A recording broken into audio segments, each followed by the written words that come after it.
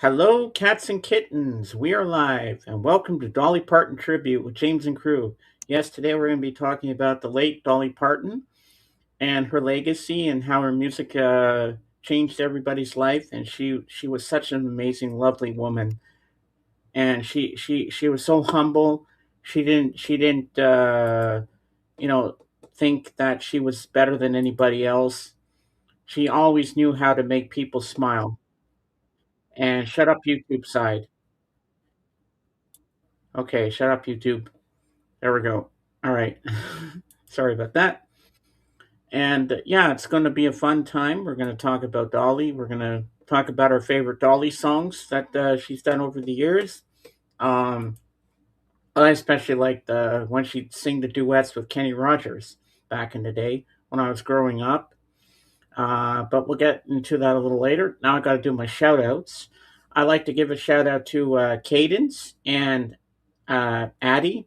Hello, I love you guys. Hope you're doing good today. Um, Victoria Joy Music and everybody there on Twitch. Also, Alina and her friends on Twitch.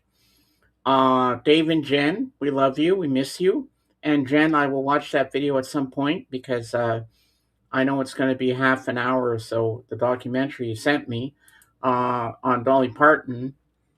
Uh, so, yeah. But because we have this today, I'll have to watch it a little later. But something to look forward to. Yeah. And hope well, we'll have Jorgen today. Tim's going to be 30 minutes late, but he'll be here to talk about Dolly with us. Hopefully, Lavelle will be here today. Of course, Jorgen. I think I said Jorgen before. I'm not sure. But anyway, I'm so mixed up. I'm so tired right now. I can't even think straight. But I'm just mumbling now. But we're going to get through this somehow. And now we're going to go across the room and say hello to my co host, Rampage Video, Dawson, and he's going to tell us about the concert he went to.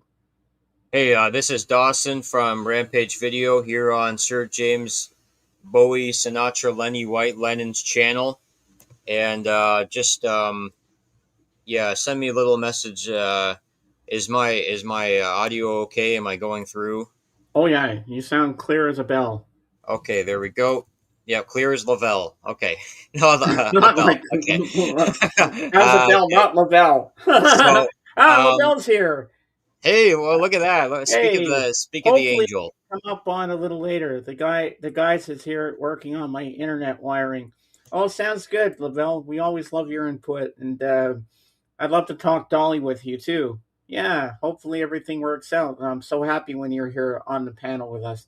All right, back to you, Dawson. Yeah, so there was surprise there was no concert this week, but maybe there was. Maybe I don't remember it. Anyways, so I went to Fan Expo, and there were the special guest. One of them was Bruce Dickinson from Iron Maiden. So Ooh, the audience got into the 700 seat theater. There was about oh, am I lagging a bit? No, okay. yeah, So it's 200 in the audience. Oh, I am lagging. Damn it. yeah, a little bit there. Like Okay. you sounded tinny there when you were talking just now. All right. So let's see how this goes. If it's legs more, I'll turn down the Uh, pixel rate. Hold on, we got Tim here. Do you want to send out the link? Yeah. Okay. Sending out. All right. Link is on its way, Tim. I'll It's just coming to you. do my spiel. Uh, Okay. we were in there. Bruce did about a half an hour speech or like a panel talk, and then the other part of it was a 15-minute Q&A. There was 35 people in line. I was the 10th in line, and they only got to about 5 people for the questions. So I was about 5 people away from actually talking to Bruce Dickinson. So what happened was that yeah, You know why sure, I'm right about laughing. that, Jimmy. Oh yeah, I see the comment. So Yeah, it's I think like part of being in media is getting out there and getting the stories to you. So I was really close to meeting Bruce, the one of the most popular heavy metal bands of this time right now. There's no link. And hey, I'm multitasking here. Welcome to the Grand Ole Opry. Bam. Hello, I am one. And I think what I learned from that was is that Bruce, he is so active. He has his music. He's a pilot. He is a film producer, a writer. He's working on his 500-page novel. So that curiosity and There we go. he pressed at the same time. I The, know, the right? the curiosity and the ambition is just so infectious. I'm just so inspired from that great weekend with seeing Bruce Dickinson in person. Wow, that's pretty cool. Hello, Tim. Welcome in. What's going on? Not much. We're just going to be talking about Dolly Parton I today, and got a bunch of stuff on her. oh, nice. So Tim, you have any music news for us today? I didn't look. All I've been doing is Dolly Parton stuff. So Oh, that's okay. That's okay. And um, Dawson, can you hold down the fort? I have to go upstairs and get something. I forgot to put this on because this is a surprise for you guys. I think you're gonna like this. I I'm forgot. holding it down. All right, I'll be right back. Let me go get it. Oh, what's that? I'm thinking about like James Bond, where he was in the movie with Fort Knox, and then he like I am Doctor Zero from Russia. I am holding down the fort. I need to I need to make sure the gold bars are protected. Okay, so we got Tim. did you get to meet Bruce? No, no, I was 5 people away. I was in the I got my flag here. It's gonna cut out a bit, but I had my flag. I was like in the probably the sixth row, like holding it up. I was like, Bruce, Bruce, and then we got into the Q&A lineup, and the people were asking like really long questions. Like they were good questions. But there was a lot of back and forth, so they didn't move the line real quick. I I, was 5 people away from it. I believe all these old bands and all these old groups that's too old to perform or to sing or whatever, they should just do meet and greets. They should do meet and greets. You take all these old bands that can't do it no more, and they're walking with canes or whatever. Do meet and greets. You could sell tickets for meet and greets. Spend 3 hours at a date and just do meet and greets. Say hello, shake hands. Possibly, do sign autographs and everything else. They could do a fortune with meet and greets instead of going out here and embarrass like David Lee Roth. David Lee Roth can't do it no more. Go out there and do a meet and greet. Yeah, I think like what bands do is they go to 2 or 3 meet and greets. They say, "Oh, you know what? We haven't made much money." Da, da, da, da, So da. You have to they go. You have to go to quite a few of them and build up that following. they could, I guarantee you, if they would do a meet and greet, sell tickets for 30, 40, $50, basically like a or a concert ticket or whatever, but not quite as expensive. And then do a meet and greets. Sell so many tickets so everybody would have a chance to get an autograph. Nobody would be left out. Just sell so many tickets, and there you go. And Yeah. Hmm. it makes sense. It make especially for these older bands that Steven Tyler, he can't sing no more. Go out there and do a meet and greet, Yeah. and they could sell they could sell so many tickets, and they would and you wouldn't have to sit at home. And they could still keep their worth and get out and meet people, shake hands, whatever, and sell so many tickets so everybody has a chance to meet them. And then, instead of like what Bruce did, where you're standing in the fourth or fifth row and, nothing. Uh, and that's what they could do. That's what these old baseball players do. They go on the circuit and they sign autographs and everything. So, you know, that's what they could be doing, and it'd be intimate.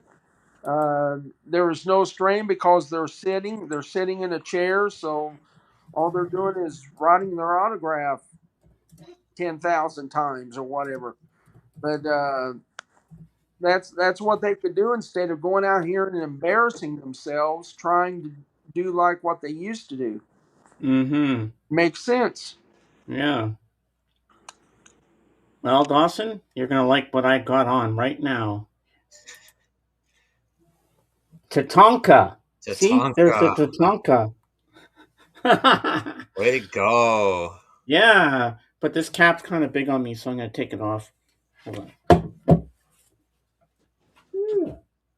So, James, you want to hear what I came up with about Dolly Parton? All right, now we're going to get into the meat and potatoes of the screen. Now we're going to talk about Dolly Parton. But before we start, I'm going to read the lyrics again to Coat of Many Colors, which should have had prepared before we started. But hold on, give me a second. If I can spell, of Many Colors lyrics. Here we go. Okay. All right. I just love the lyrics of this song. It's very emotional, so if I get a little teary eyed, don't mind me. Okay. Back through the years, I go wandering once again, back to the seasons of my youth.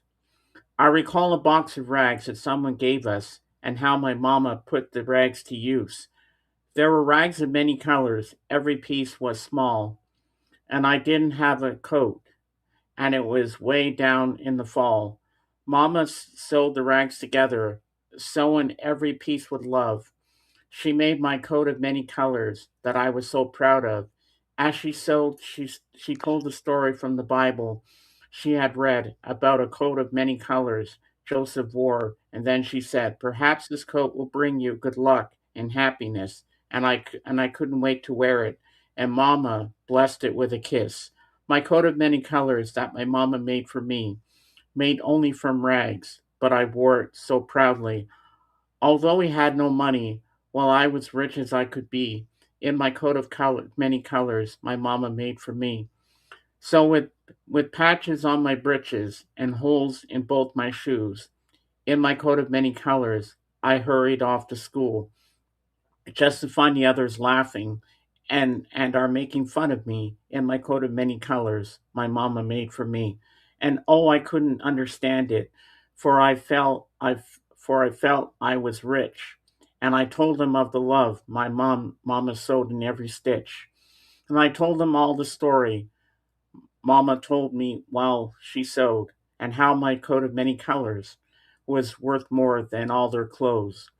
But they didn't understand it, and I tried to make them see that one is only poor if they choose to be. Now I know we had no money, but I was rich as I could be, in my coat of many colors my mama made for me, made just for me. I think those lyrics are so beautiful and poignant and so special.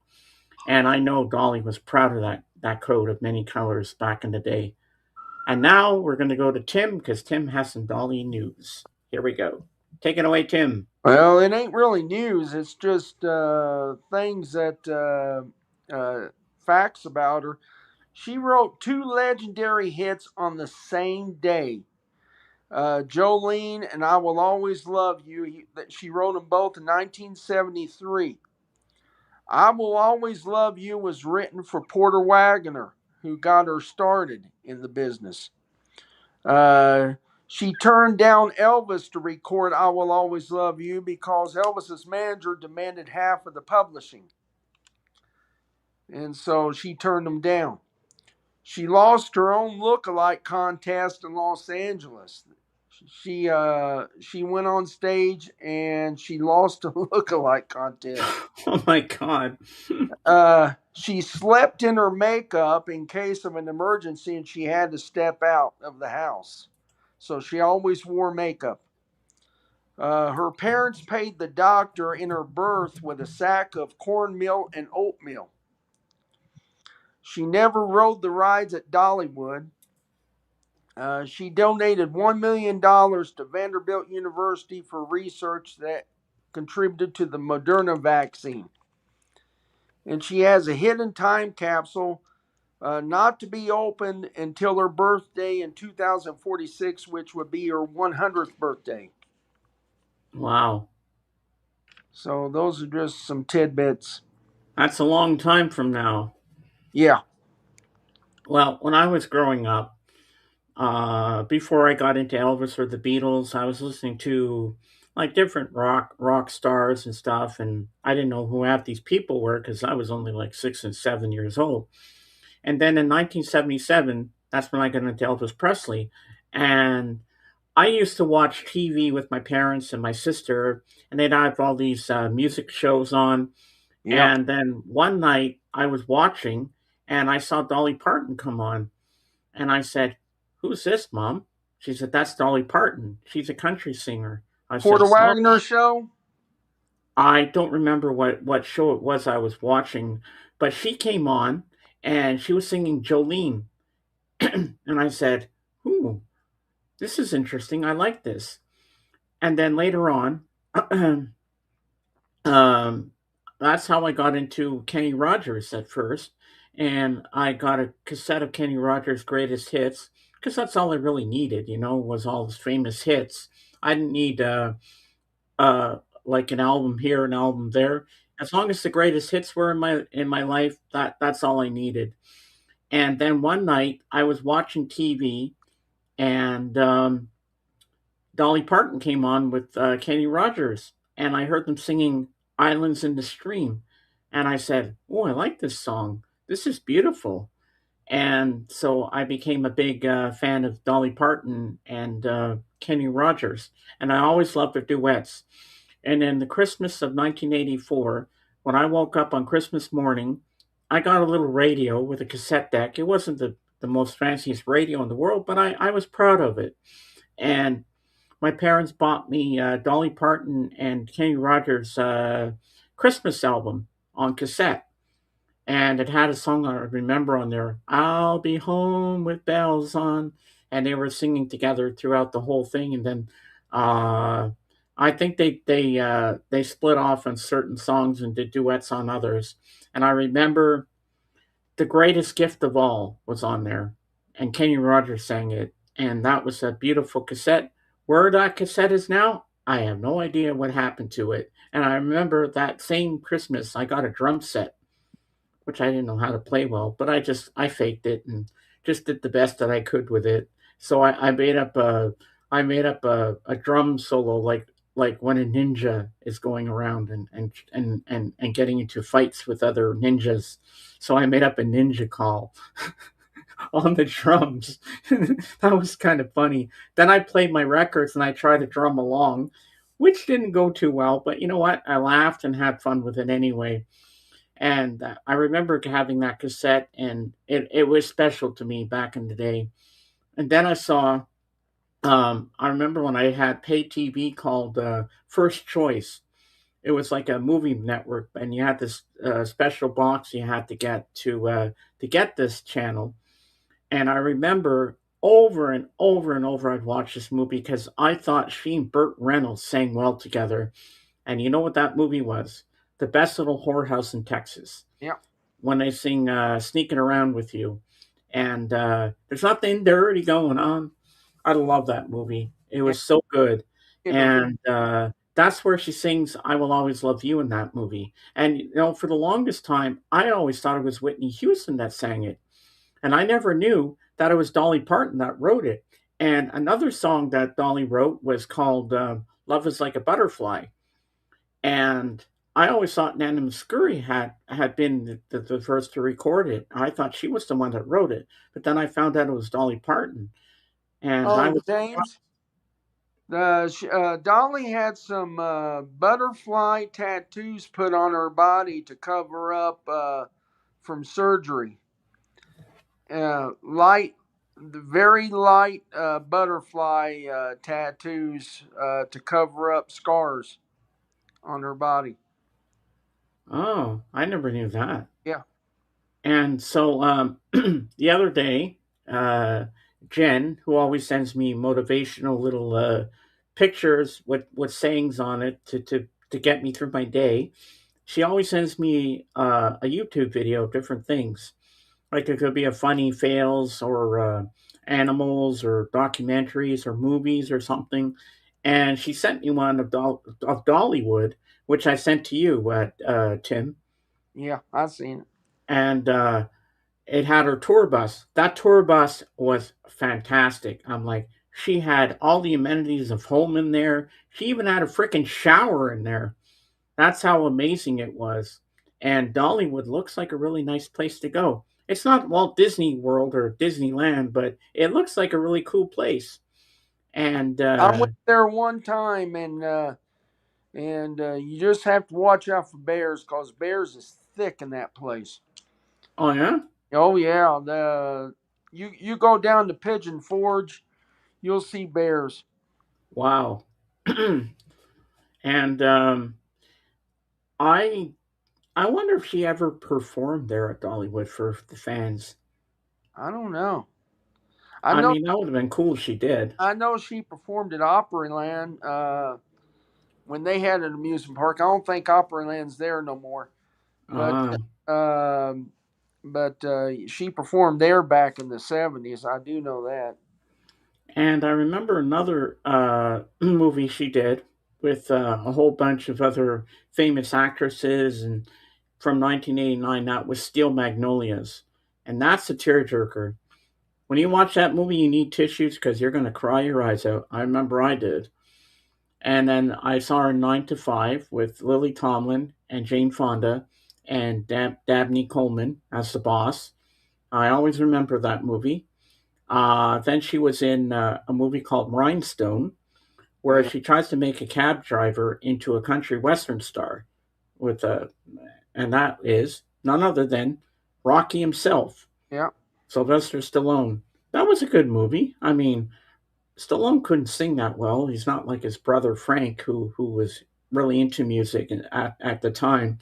But he did pretty good. I thought it was a good movie for what it was. Then she was in one Joyful Noise with Kiki Palmer, and that's about a choir, and it's about singing. And I could relate to that movie because I was in my church choir when that came out, and so I could see why that was special. That movie to me, and it still is a special movie to me. And Dolly, I think Dolly was on the Muppet Show, if I'm not mistaken, as well. And I always thought that her hair was her hair. no, it's wigs. I never knew that she wore wigs because when I was watching the documentary from Jordan the Lion, I saw all the wigs. I'm like, whoa, that's She had long straight hair, very straight, and she started wearing the wigs, and she kept them.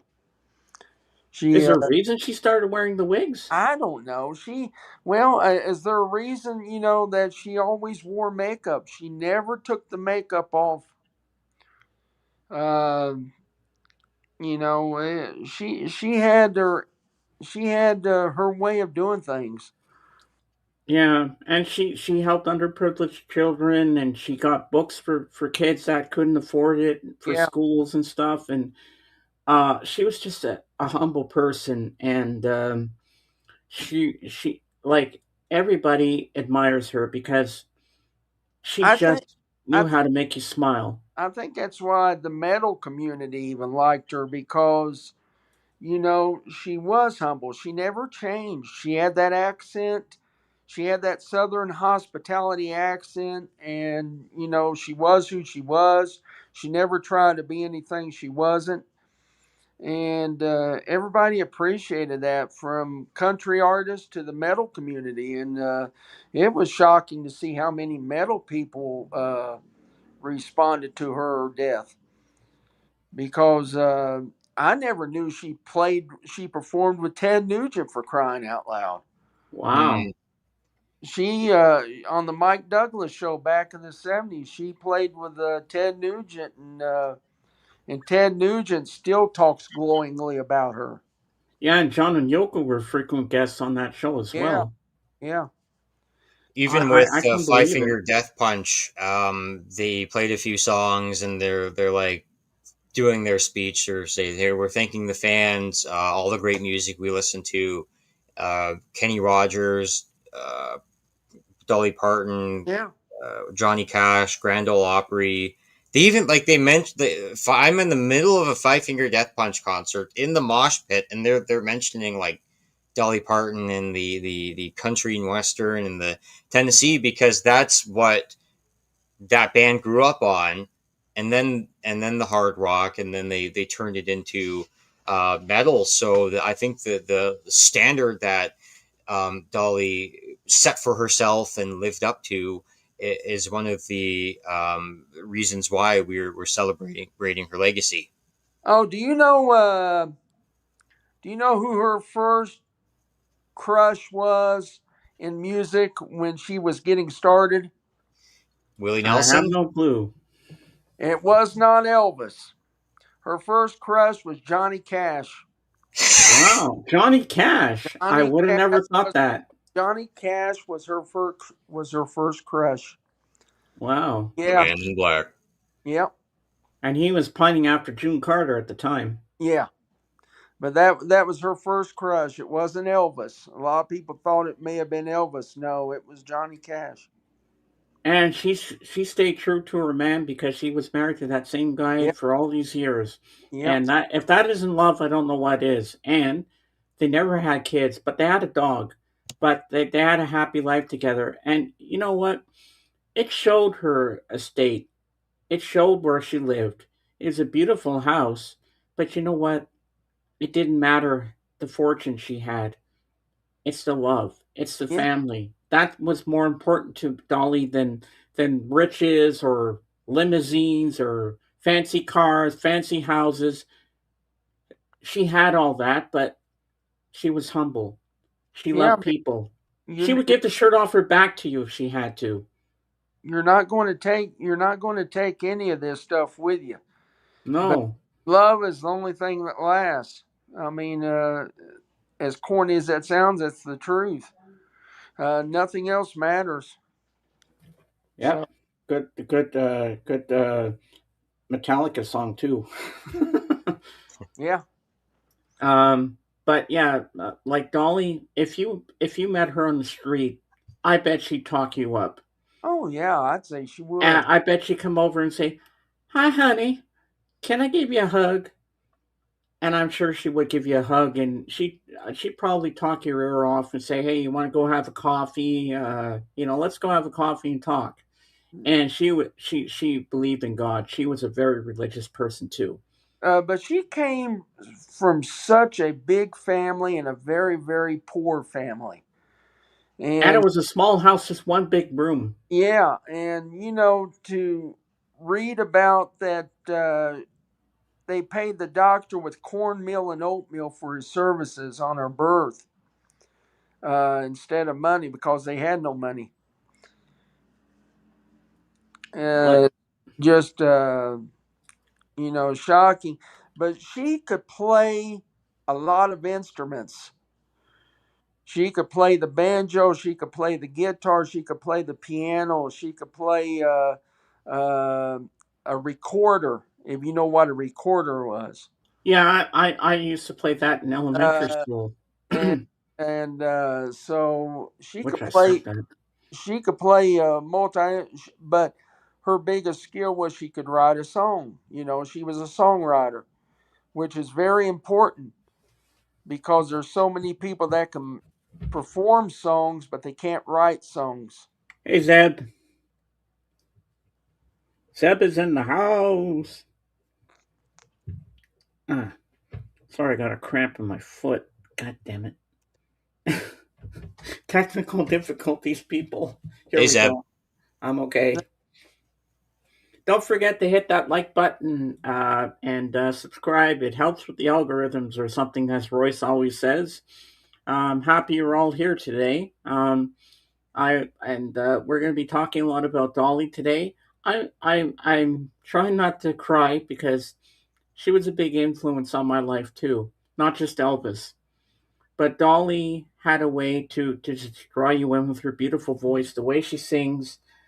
The other day, I was listening to Sirius XM, and they had a tribute channel to Dolly, 24/7. I don't know how long it's going to be up there for. I hope it's there forever because that would be nice. And I listened to a few of the songs, and she did some covers. And she sang a song that I forget who's the original singer of it. Maybe Tim, you can tell me once I give you the title. Uh, you left me just when I needed you most. I do not know. It sounds like a Hank Williams title, but No, every morning I da da da da da. You know that song? Can't say I do, Jay. You left me just when I needed you most. And she did a really good cover of that. I like her. I like her song "Coat of Many Colors" when she sang it because they played that on her tribute channel. I thought it was beautiful, but what made me cry even more was the way my friend did a live learn on her stream the other day. Um, my friend Victoria Joy Music, and she sang "Coat of Many Colors." The way she did it made me cry, and she sang it with so much emotion. I thought it was the most beautiful cover I'd ever heard, Jay, and on when she recorded when she performed that song on the Porter Wagner show back in the 70s, and when she performed it, she always wore that coat of many colors. She had it on. it still fit her. She wore it, and that was one of her first big hits, along with Jolene. Those two songs really got her started uh, in Nashville. Well, tomorrow on Victoria's stream, she's going to be doing. She's going to have a YouTube premiere during the stream, and it's a cover of Dolly Parton's "Wildflowers." So I'm really looking forward to hearing that tomorrow. That's going to be a lot of fun. Um, yeah. So now we're going to go to Dawson because Dawson's got some Grand Ole Opry stuff he's going to talk about.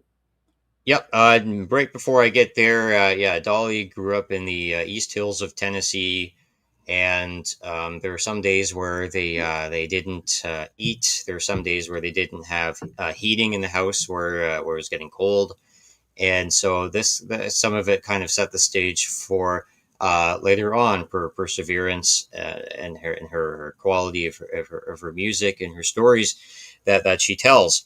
And I think at least every year or once every 3 years, she'll always visit back to her old home over there. She'll talk to the neighborhood kids and make sure she goes back to where she started. So just never forget her roots. And probably most interviews or TV shows she would go on, she would again talk about some of that part of her past, so that she accept it and that they it's an influence and inspiration to other people who might have grown up in that area or didn't have the same opportunities.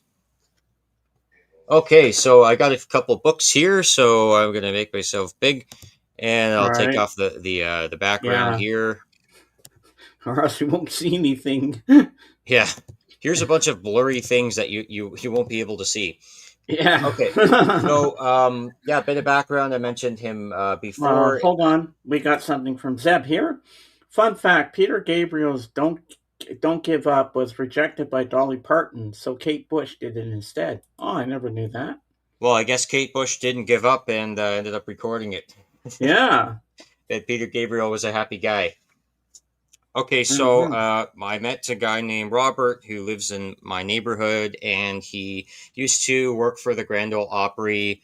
In the 50s, he was a stand-in movie actor for the big westerns, like with John Wayne, Clint Eastwood, and others. And so he gave me so many books that I actually had to give a few away. And so these were taken straight from the Grand Ole Opry, from the printing house, um, Oh because wow, he was part of the tour production, or the sound production, or just helping out with getting the shows together back in the day. So here's one of the books here. It's called Grand Ole Opry WSM Picture History Book. For the This is the 50th anniversary issue. So 50th. Elvis even went there, didn't he? Yeah, like everyone you could think of has been there in the country industry. There's so many names that I don't even recognize, but I was reading this the other day. Here's a picture of Wow, Dolly and her, maybe like meeting fans or something. that is Uh, so cool. Dolly Parton listens attentively to a question during the artist DJ tape session at the recent Opry birthday celebration. So that was her there. This just gives about a page each, 2 pages of features. I think it talks about Opryland in here, and just these are very comprehensive. I'm shocked the amount of detail that's put into this. That's amazing, man. This is also the companion book. This is a black and white 20 pager. Goes Mm. along with it. For those of you who don't know, the Grand Ole Opry took place at the Ryman in Nashville.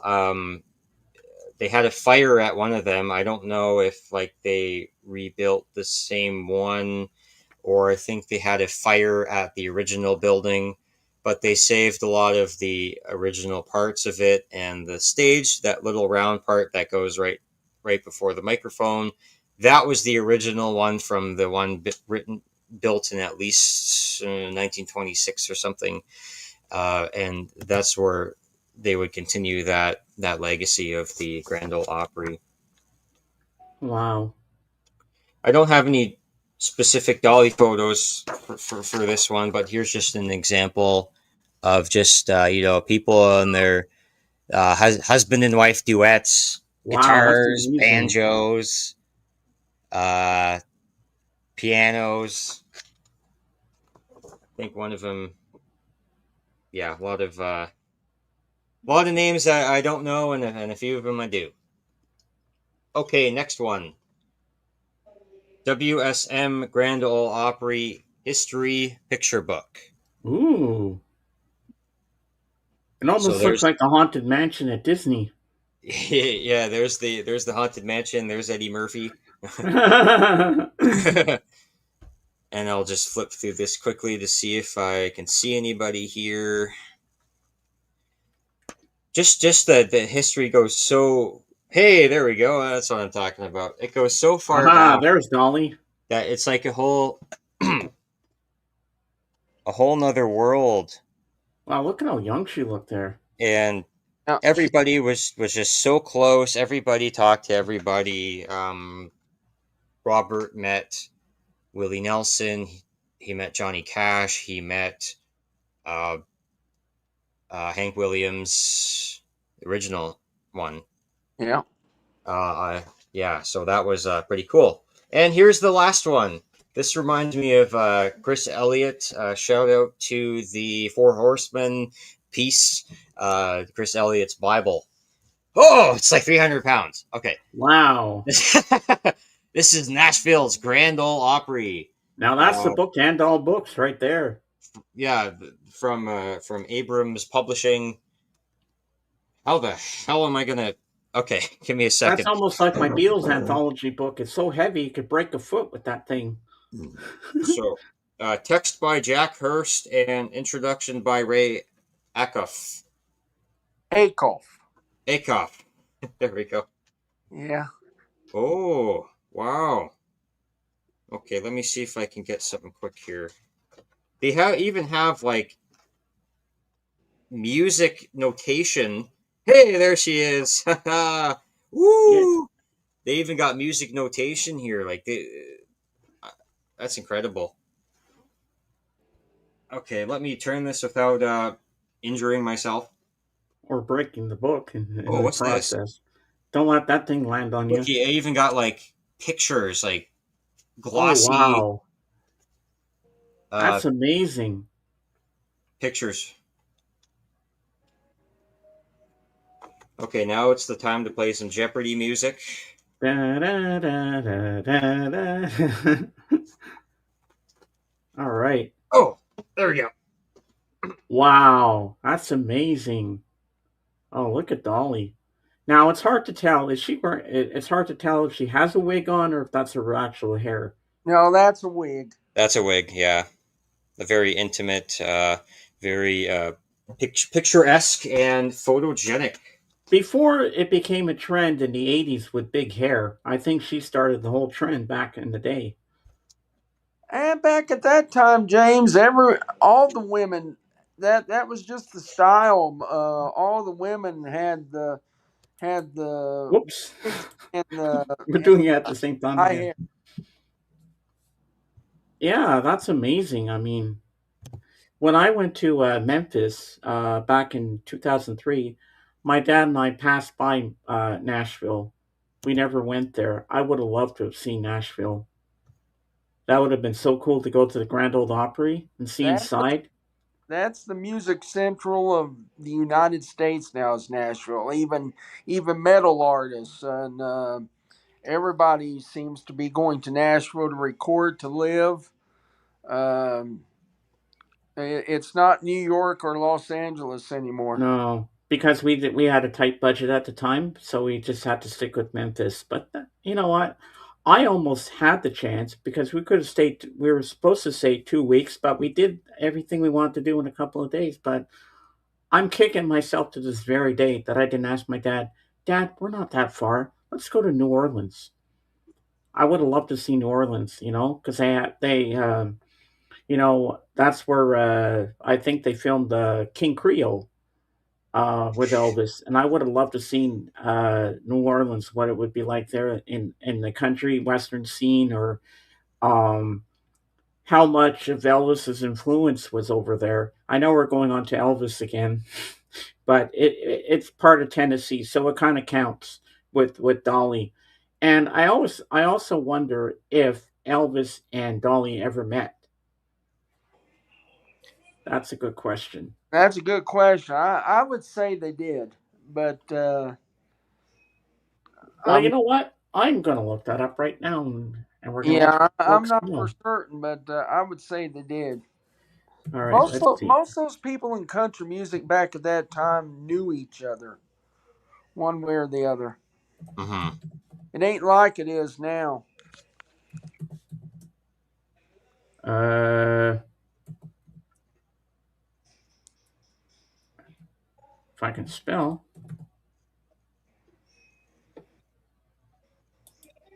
Okay, let's see. Um, no, Dolly Parton and Elvis Presley never met in person, despite mutual admiration and a near collaboration on "I Will Always Love You." Well, I always thought they did meet, but now I'm gonna look up that song there I was telling you about before. Who sang "Just When I Needed You Most"? Randy Van Warmer. Yeah, he was a country artist. Not Yeah. Now you know the song. Now you remember the song. no, I know the artist. And ladies and gentlemen, we have the Jazz King of Sweden. Here he is, Jorgen. Hello, welcome in. Welcome to our tribute to Dolly Parton today. Good evening. Good evening. Good Hello. evening. Oh, And how are you today? Good. How are you? Good. Well, um, he was in the chat earlier, Lavelle.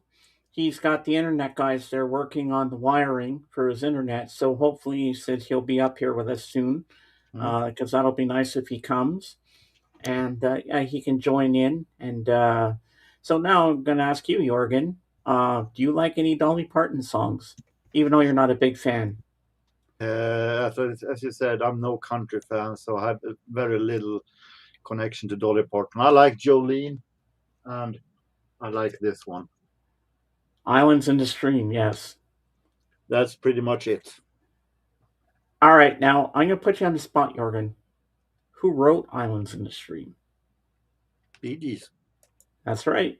The Bee Gees wrote it, and such a beautiful song it is.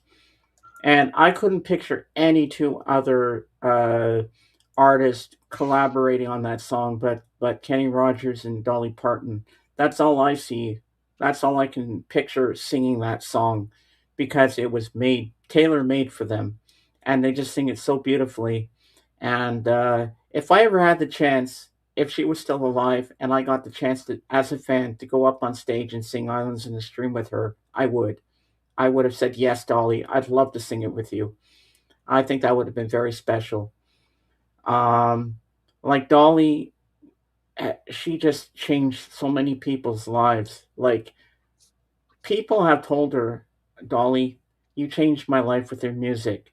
People were struggling through life, and her music just picked them up and made them feel like, hey, I'm gonna be in a better place now, and I'm gonna be happier in my life because of your music.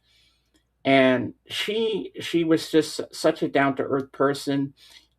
I'm sure she's the type of person you could stay up all night talking to, drinking coffee till the sun comes up, and just have the world's most beautiful conversations. Don't you agree? Yes, no, maybe. I, I know very little about her private life, so I had no idea. uh, I, Maybe that is the case, yes. I think her humbleness is really what attracted a lot of people to her.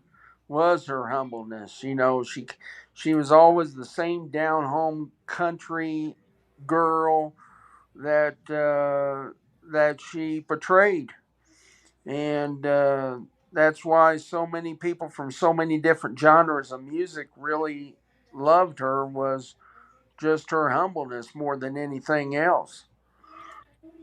Well, you remember the Dukes of Hazzard, right? Yeah. I think she would have been a great guest star if she had a guest appearance on there. I don't even think she was ever approached about the Dukes of Hazzard, and that was back at the time when she was pretty big. Yeah, because You I mean, know, I it takes place in the country and counties and all that, so she would have been perfect for an appearance on there. I really think she would have done well on the Dukes of Hazzard. Now I got to look up something again about her. Let's see here. Um, if I can spell, I got to learn how to spell better. Here we go. What am I looking up? Uh, did Dolly? James, let me get back with you because I gotta charge my phone. I'll be. No I'll problem. be back. Sounds good. Bye bye. All Okay, right, sounds good, man. I'll keep watch. The Dolly. I put Patron instead of Parton. I can't spell today. General Patton. Yeah, Parton. Uh, appear on the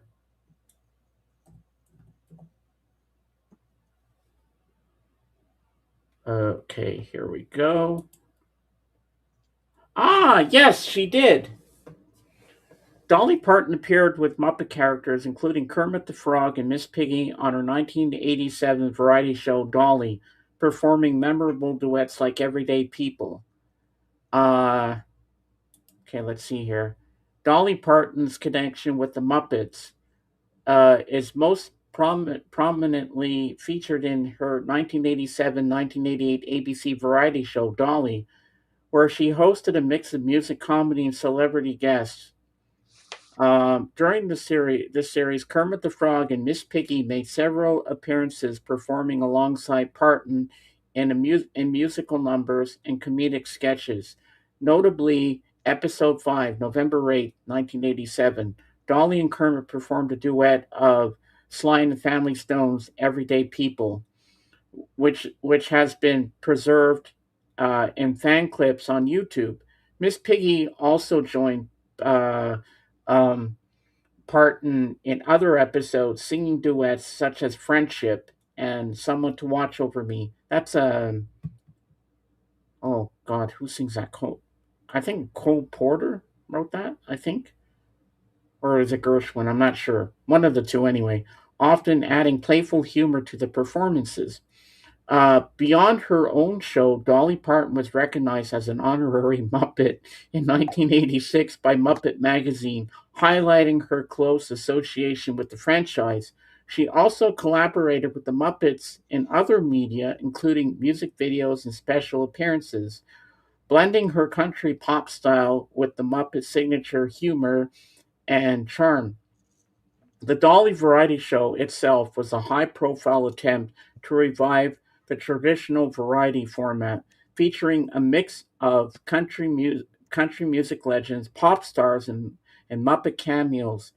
While the series ran for only one season, it remains a notable example of Dolly Parton's playful interactions with the Muppets and her willingness to blend music, comedy, and puppetry in a family friendly format. For fans looking to watch these performances, clips of Dolly and Kermit's Everyday People duet and other Muppet collaborators are available online, though full episodes are rare and often found in fan archives or DVD collections like Dolly the Ultimate Collection. So there you go. So she did have a collaboration with the Muppets. Hey, Christopher, how you doing? Nice to see you, my friend. Glad to have you here. Welcome on. And Jorgen, your buddy's here.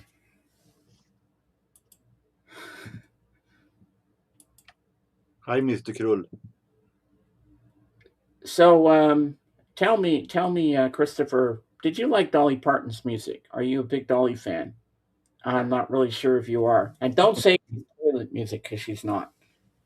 Dolly was a legend. I mean, yes, I'm a rock and roll kind of guy, but I do like a little country western. It depends who it is. I like Dolly, Kenny Rogers. I like what's her face there, Shania Twain. I like Leanne Rhymes, Johnny Cash. Uh, I kind of like Garth Brooks. Garth Brooks is kind of cool. Um, yeah, so I do like some of that music as well. And another thing, I bet you didn't know, Ravi Shankar's daughter, who's a jazz singer, Nora Jones. Do you like Nora Jones, Jorgen? I like her. I like Nora Jones, and she did a duet with Dolly Parton, a song that Nora wrote called "Creepin' In," and Dolly does a duet with her on that one. I thought that was kind of cool because that was on one of her albums, which I have on CD somewhere. Um, yeah, so she collaborated even with a jazz artist. I mean, Dolly did it all. She sang with so many celebrities, and um, another show I grew up watching. We got Tim back. Welcome home. Thanks. I had to charge my phone up. Welcome back. I always say welcome home. Welcome home. That's kind of my joke. But welcome back. Nice to have you again. What's on your shirt, Tim?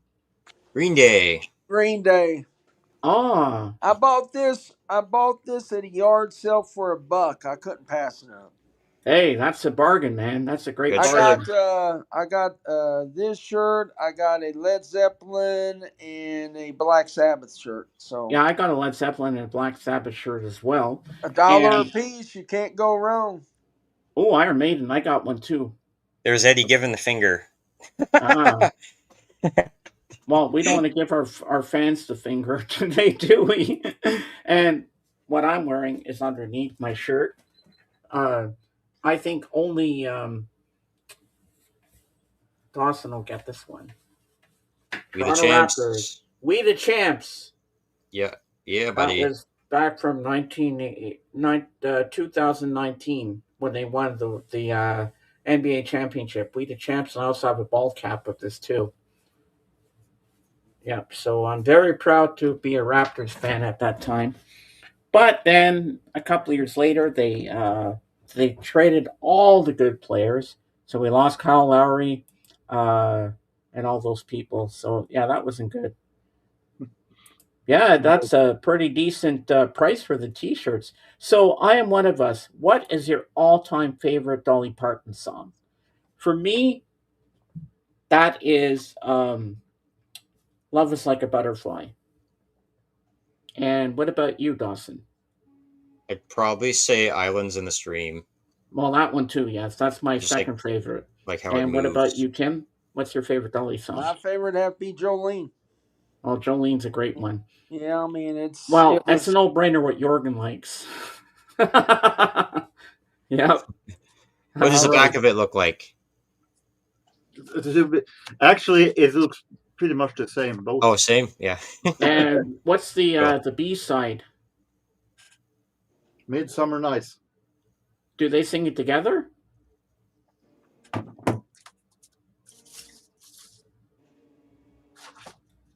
No, that is just Kenny Rogers. Oh, okay. Mm. Interesting. I thought it would be Dolly.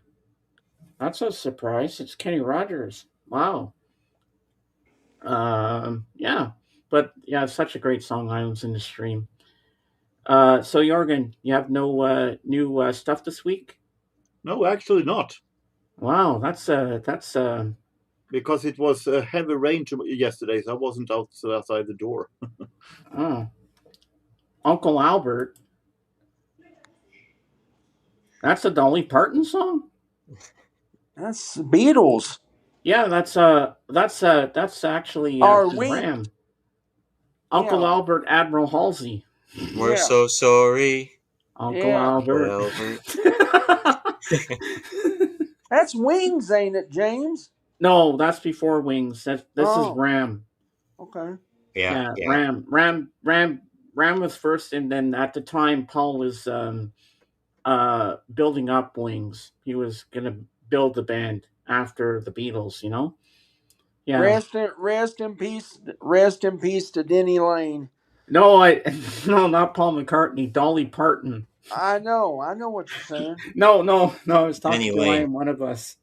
Yeah, Oh, Oh, it's Dolly Parton I was talking about. But no, that's a good song too. That was the number one hit too. Uncle Albert, Admiral Halsey. So we're gonna go off topic for a few moments. This morning I was listening on demand on Sirius XM to Peter Asher's From Me to You on the Beatles channel. I just love how he puts the show together. And if the Beatles had covered a song, he'll play all the other different versions of the song, like the original version. He'll play other covers of it, and then he'll play the original by the Beatles, which I think is really interesting. And I thought, I like sometimes the covers are better than the original. yep. It can happen. I like for Twist and Shout, the Isley Brothers do it. I think the Beatles do it even better. It's more fast paced and more like it makes you want to get up and dance. Like the Isley Brothers is too little. It's too slow for my liking. So I prefer Twist and Shout by the Beatles instead. And Arthur Alexander's Anna, I like the Beatles version more. It just speaks volumes to me for some reason. I don't know why, but yeah. Anyway, yeah. I know Aerosmith did a bunch of Beatles covers in their day. Come together, Oh yeah, and they do a good come together. did But I'm very X. picky who does a cover of Beatles I'll song tell you, because Aerosmith's version of "Come Together" is awesome in my opinion. And they did "I'm Down." yeah, that's a good one. There's a Swedish band in the 80s that was called Go No Go. They did a version of She Loves You, which I'm not a huge fan of.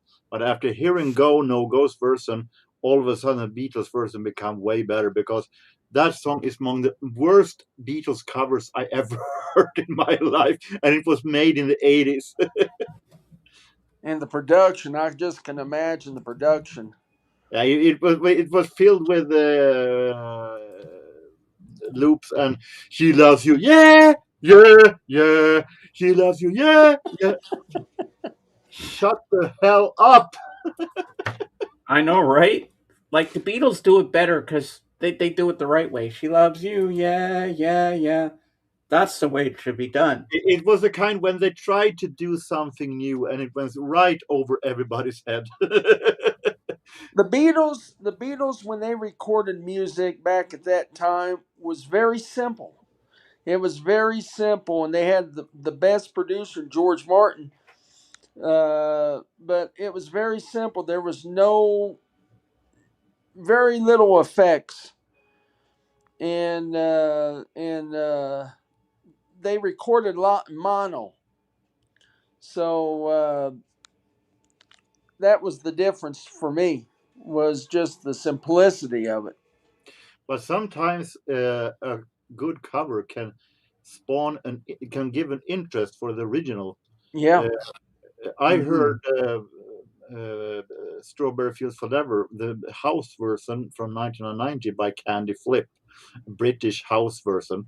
I felt that that version was so great. It was trippy, it was atmospheric, it was beautiful. And then I got interested in the original and listening to it, and I felt like, well, this is actually really good. Also, one of the few Beatles songs that I actually do like. So a cover version can spawn an interest for the original, actually. And did you guys know that the original version of Rain was a lot faster than what they slowed it down to? Yep. Originally it was an instrumental, and then they put lyrics to it and they slowed it down because George Martin said this is way too fast. You guys got to slow it down a notch, because it's not going to work. You're not going to get anywhere with it. Uh, Do you know who produced the Aerosmith version of "Come Together"? I have no idea. George Let me Martin. guess Whoa, yours. George Martin, really? Yes, Oh, they went to Abbey Road Studios and they recorded that song with George Martin, and they was so enthralled with George Martin, like he was the fifth Beatle, and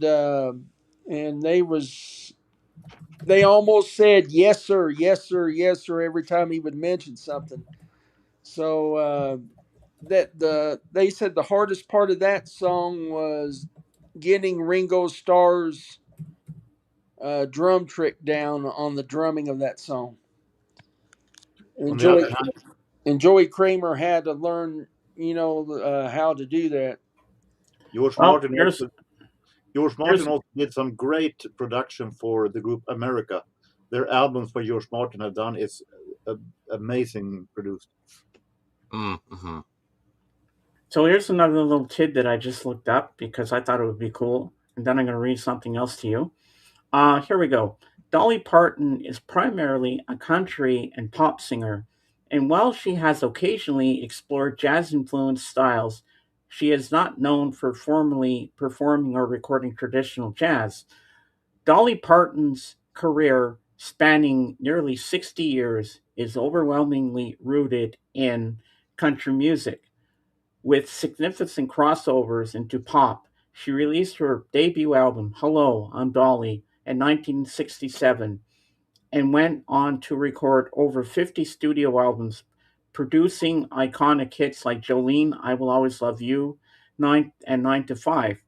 Her musical style was consistently emphasized country storytelling, folk influences, and pop sensibilities rather than jazz. However, there are early performances and stylistic experiments that hint at jazz like elements.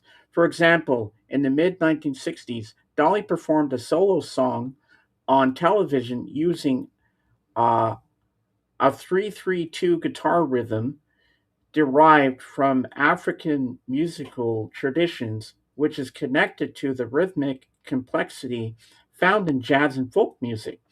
While this performance demonstrates her versatility and engagement with syncopated rhythms, it does not constitute a formal jazz recording or career focus. Throughout her discography, there are there is no evidence of a dedicated jazz album or consistent jazz performances. Most of her work remains within country pop and occasionally folk inspired arrangements. Some contemporary artists and arrangers have reimagined her songs in jazz uh, contexts, but these are reinterpretations rather than original jazz recordings by Parton herself. In summary, while Dolly Parton's music occasionally incorporates rhythmic or melodic elements that could be jazz adjacent, she is not recognized as a jazz singer, and her professional output is firmly centered on country music and pop. Wow. So here, You think about recording 50 albums. Think about that. That is unbelievable. 50 albums. I I mean, know, right? it, and she wrote most of the material on those 50 albums. You think about that. You think how many songs that is. It is it's mind-boggling. You take bands today, it's hard for them to get an album out every 10 years. You think about 50 albums, and a lot of those are hits. I know, right? That's pretty impressive no matter what genre it is. Yeah. So now I'm going to read you something here.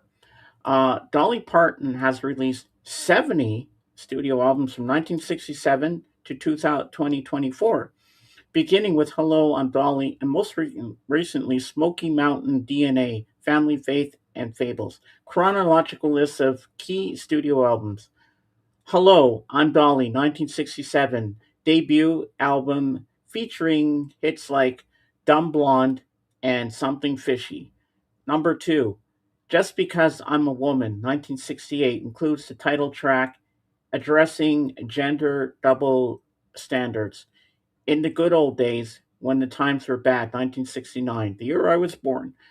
My Blue Ridge Mountain Boy, 1969. The Fairest of Them All, 1970. As Long as I Live, 1970. Coat of Many Colors, 1971. Iconic album with the autobiographical title track. Touch Your Woman, 1972. What a weird title. My Tennessee Mountain Home, 1973. Jolene, 1974, features the classic hit Jolene. That Bargain Store, 1975. All I Can Do, 1976. New Harvest, First Gathering, 1977. Here You Come Again, 1977, marked her crossover into pop. Heartbreaker, 1973. 1978, not to be confused with Pat Benatar. Great Balls of Fire, 1979. Dolly, Dolly, Dolly, 1980. 9 to 5 and Odd Jobs, 1980. Includes the hit 9 to 5. Heartbreak Express, 1982. Burlap and Satin, 1983. The Great Pretender, 1984. Real Love, 1985. Rainbow, 1987. White Limousine, 1989, but it's spelled Limozeen. Home for Christmas, 1990. Eagle When She Flies, 1991. Slow Dancing with the Moon, 1993. Heart Songs, Live from Home, 1994. Something Special, 1995. Treasures, 1996. Hungry Again, 1998. The Grass is Blue, 1999. Bluegrass Revival Album, Little Sparrow, 2001. Halos and Horns, 2002. Forgotten Country, 2003. Blue Smoke, 2014. Pure and Simple, 2016. I Believe in You, um, um, 2017. Dumpling Soundtrack, 2018. A Holly Dolly Christmas, 2020. Rockstar, 2023, features collaborations with contemporary artists. Smoky Mountain DNA, Family, Faith, and Fables, 2024, latest studio release. So there's a lot of all the albums. But they don't show any of the soundtracks from the movie she's been in that listing. But it doesn't really matter. But I'm looking at another listing here and see But if has they she show. made a soundtrack with only her Dolly, or is she sharing the soundtrack with other artists? Here's the one I had. Here's the Christmas album with Kenny Rogers. So it had A Christmas to Remember, White Christmas, Once Upon a Christmas, with Bells On, The Greatest Gift of All, Winter Wonderland, Sleigh Ride, Christmas Without You. I remember that album. I had that. Oh, here's Rhinestone, the soundtrack, but it doesn't give you the actual songs. So you got Rhinestone. Looking at oh, 9 to 5. I remember that cover of the album. Yeah, that's bringing back memories. Um, oh, the, it doesn't have the soundtrack for the best little whorehouse in Texas. That's Yeah, interesting. that was from 1982. Yeah, I remember that movie. I Yeah, watched that movie I did too. on the per view channel a lot of times when it aired over and over and Yeah, over again. I actually saw that in the theater. I never did. But they say it's PG. But when it came here, where I lived in Montreal, well, I was living in Montreal, Canada at the time, and it said it was rated R. And there's nothing really sexual in the film at all. Nah, And I thought Dom DeLuise was great in that film. Dom DeLuise was always with Burt Reynolds. yeah, Any all movie they did, like the Cannonball Run movies, yeah. he was always there.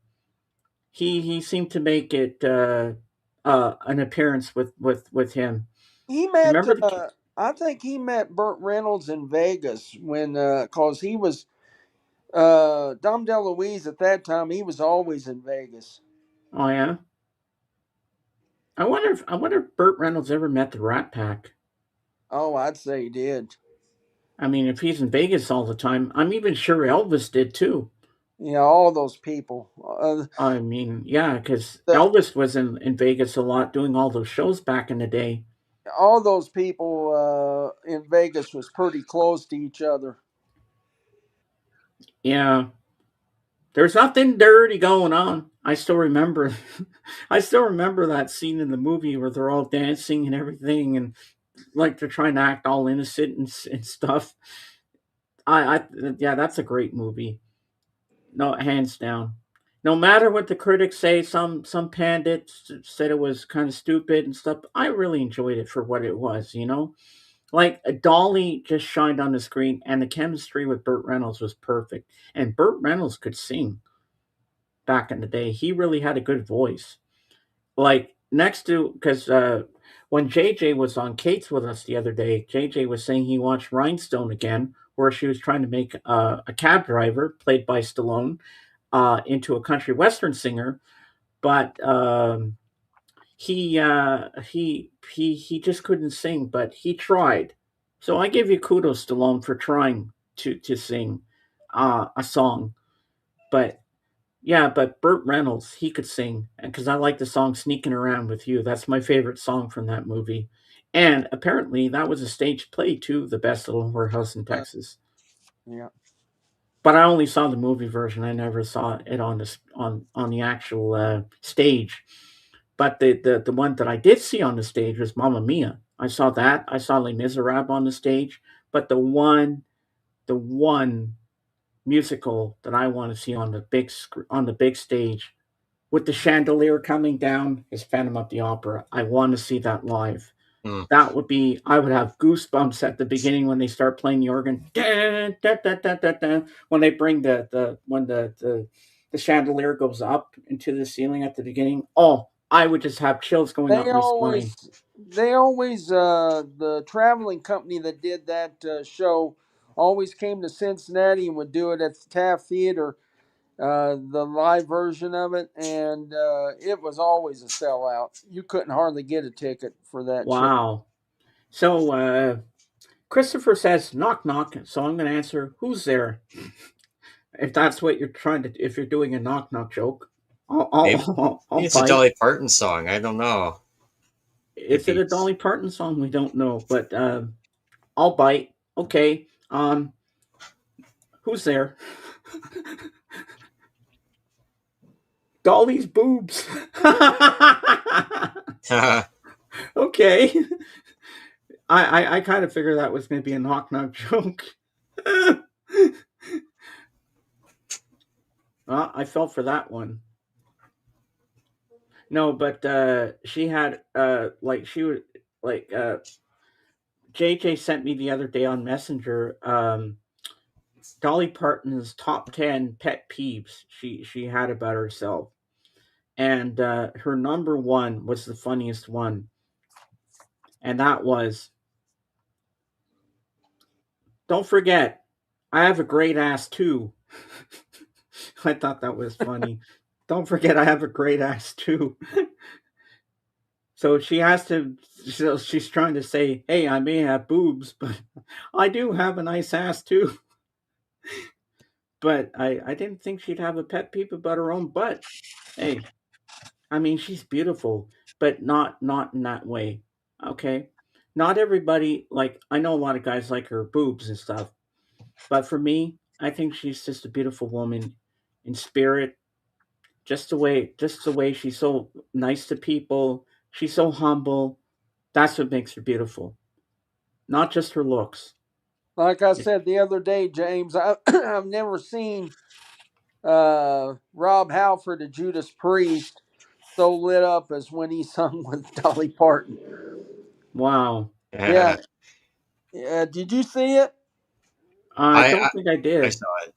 Oh, he was enthralled with her. He was he made sure that he was standing right next to her, singing in the same microphone with her. He was that close. Wow, that's amazing. Yeah, he made sure of that. And he was not ashamed to say, "Hey, I'm the metal god, but here I am singing." You know, with Dolly Parton, he wasn't a bit embarrassed about it or ashamed of it or nothing else. So I'm looking up something here. I like the live version of that, or like when they showed the promotion, or when they would have clips of it. I found that the studio version, found that her voice was a little strained in some of it, but I do appreciate the like just the gusto, the ambition to just go and do it, go and make a metal album, and oh yeah, get in that studio with Rob Halford and those all the metal guys. Power to her. Ted Nugent said about Dolly Parton. He said she was so full of piss and vinegar uh, Wow. when he performed with her. He said she her work ethic and not taking shortcuts or nothing, and he had total respect for her. Yeah, and I'm just looking up. Dolly Parton has recorded dozens of duets, including major hits like, excuse me, "Islands in the Stream" with Kenny Rogers, "Everything's Beautiful" in its own way with Willie Nelson, and "When I Get Where I'm Going" with Brad Paisley. Below is a comprehensive citation based list drawn from verified music sources. Comprehensive Dolly Parton's list. Ooh, let's see this. Okay. All right. Oh, this is perfect. Okay, this is great for the stream. Okay, I love this. I love where this is going.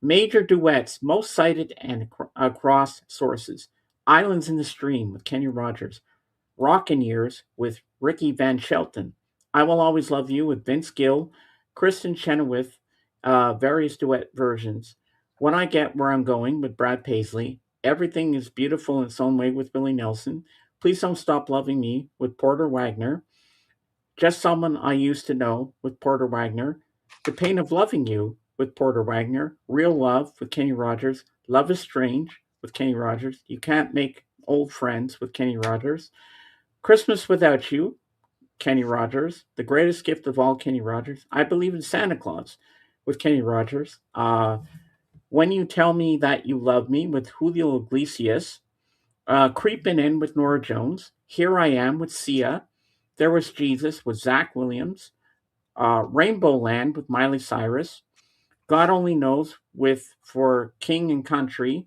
"Faith" with Galantis and Mr. Probes. I hope I said that right.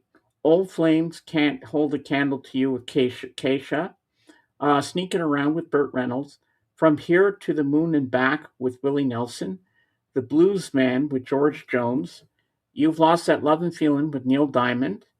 Um, the Last Thing on My Mind with Porter Wagner. Imagine with David Foster. If I Were a Carpenter with Joe Nichols. I Know You by Heart with Smokey Robinson. Me and Bobby McGee with Chris Christopherson. Undercover with Kenny Rogers.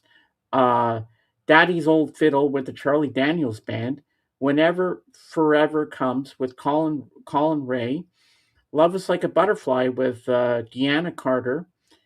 He's Everything with Queen Latifah from Joyful Noise. The Day I Fell in Love with James Ingram. When I Stopped Dreaming with Don Henley. And then we go to some other ones here. Additional duets found in playlist sources from Apple Music and YouTube Music playlists. Dumb Blonde with Miranda Lambert. Here You Come Again with Billy Arnai. Stay Out of My Bedroom with Sylvester Stallone from Rhinestone. Numerous Porter Wagner collaborations, e.g., Milwaukee or Milwaukee, Here I Come, Lost Forever in Your Kiss, We Found It, Forever You'll Be Mine. Um, Summary. Across her career, Dolly Parton has collaborated with country legends, pop stars, gospel artists, and film actors. These duets span decades and genres, reflecting her versatility and enduring influence in American music. So there you go. All those duets she's done. So now we know who she's collaborated with. So that's pretty Uh, interesting. I don't think they said there Jolene with the duet with Olivia Newton-John was a great one. Oh, yes, I Oh, forgot that's about that, right. but they never showed that I in there. remember that. Mm. Jorgen should start listening to Gentle Giant. I only heard the name of that band. I have no idea what it is. They're too weird for me. Zeb Mike, wants Michael Zeb loves them. wants to get him into Gentle Giant. I can't picture Jorgen listening to that, but what I kind of only heard the genre name. I is? only heard the name of the band. Oh, and look, even Christopher agrees with that Jorgen should. In that case, you can count me out. I will most likely not listen to it. I don't listen to toilet music, as you know. Oh, oh my God! Green Giant. Pipe bomb. I Drop the mic. Yeah. So, okay. He'd enjoy some of the early albums, especially Phil Schulman's songs, Isn't It Quiet and Cold, etc. Ooh, okay. And of course, he has a list of the best of Gentle Giant for us all to check out. So if you want to assume, check that I out, go assume that ahead. it's to have a compilation. Yeah, they're too weird for me. They are prog, but they are even more prog. I don't think I've really listened to their music before, but I've heard of them. I don't I think maybe Kate's listened to them, but I'm not really sure if she has or not. But anyway, well, today we got a good turnout. We got a lot more people than last week. I guess it depends on what the theme is. Like you do something big like this, you're going to get people. Hey, I've noticed James, that. James, an idea for a future stream: favorite album covers. Oh, that's a good one. I think that's going to be my next one. Thanks, Tim, for your input because sometimes I struggle to think what is my theme going to be. So I'm going to go to you when I can't think of a theme, and then you can help On the me other hand, put one together. people know that we are the islands in the stream. Yes, we are. I mean, I've been doing this for 4 years, so I still got the support and I still love what I do. But at least now I know what I'm doing. In the beginning, I was flying by the seat of my pants. I didn't know what to do. But then after a while, it got easier. And it's going to get easier. And it's been easier ever since. And I owe a lot. I owe a lot of that to Dave as well because Dave got me where I am today. And thank you, Dave, for helping me get where I am. And I got a good crew still, I still got a good crew, but you're always welcome here. If you ever have a day off and you want to pop up on screen with us, you're still a good co-host too. And we all love you, man. All right, let's see. I've never listened to Gentle Giant. I've always seen them around. Well, that makes two of us because I've never heard their music before, but I'd love to one day. And I remember, okay, I'm going to go off topic again. Um, well, Jorgen knows who I'm talking about who I'm going to be talking about just now. He goes by the name the Lamb. I don't know his real name, so he's always been the Lamb to me. And he's from Cardiff, Wales, and he's a guitarist, and he's an amazing guitarist, and he loves Dire Straits and Pink Floyd. And I remember once, well, he got copyrighted for doing it, but he did the whole album all by himself. He did everything on the guitar. He sang all the songs. He did the whole album of Dark Side of the Moon. And I thought that was the most amazing performance he's ever done. And Tim, I will look it up on the Lamb's channel and I will send it to you. He does the whole album and it was brilliant. I don't know how he pulled it off, and but he did a really excellent job. I think you were there that day, Jorgen, when he did Dark Side of the Moon. No, I wasn't. I'm no interest in Pink Floyd, so I wasn't there. I skipped that one. I remember I was there, and I thought it was fantastic what he did. Yeah, I love Dark Side of the Moon and the Wall. Yeah, and I actually got to interview the Lamb on my channel, and that was a really good interview. And I remember when he talked about this bar brawl that happened in this bar that's no longer around. But that's all I'm going to say about that because Tim, once you hear that story, you are going to laugh so hard what happens. Oh, I thought it was the funniest thing. Then they closed down the bar the same night, and it never reopened again after all these people came in. The band got included. Everybody was beating the shit out of each other. It was the funniest story I've ever heard in my life. He said that's part of showbiz. You never know what's going to happen when you're out doing gigs. But yeah, he's a very good guitarist, and he's a really good friend. And I think I was the only guy in the whole chat that he would that let me do standing ovations for him. I'd have We standing ovations, he had other, and he had a few others also. oh yes, that's true. And he always played my favorite song by U2, "Running to Standstill." I used to love The Wall. Then one day I just had to turn it off. Now I don't know. I rarely listen to it. I prefer early Pink Floyd with Sid Barrett, to be honest. See, that's a thing. That's a great thing about music, though. Everything goes in cycles. You something you love right now, you may get tired of and may just put it away for a long time, and then in a moment's notice, you may put it back on and get turned back on by it again. So, Mm. I mean, right now I'm listening to Alice Cooper's "Love It to Death." Ah, well, Kate will be proud of you for that one. It's a good album. Preach, brother, preach. Yes.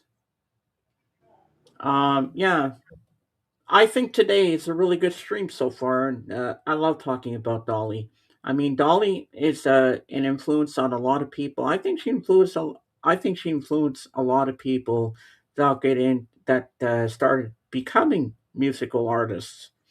Like no matter what genre they're in, like they could be heavy metal, could be rock, could be country, could be jazz, could be pop, anything, There, bluegrass, you name it. there was I two. think she inspired everyone. There was two singers in Tennessee that represented Tennessee well, and that was Loretta Lynn and Dolly Parton. Oh yeah. Uh, I mean, when you think of Tennessee, nobody was bigger than Dolly Parton and Loretta Lynn in Tennessee, Hmm. other than Elvis. How many Dolly records do you have, James?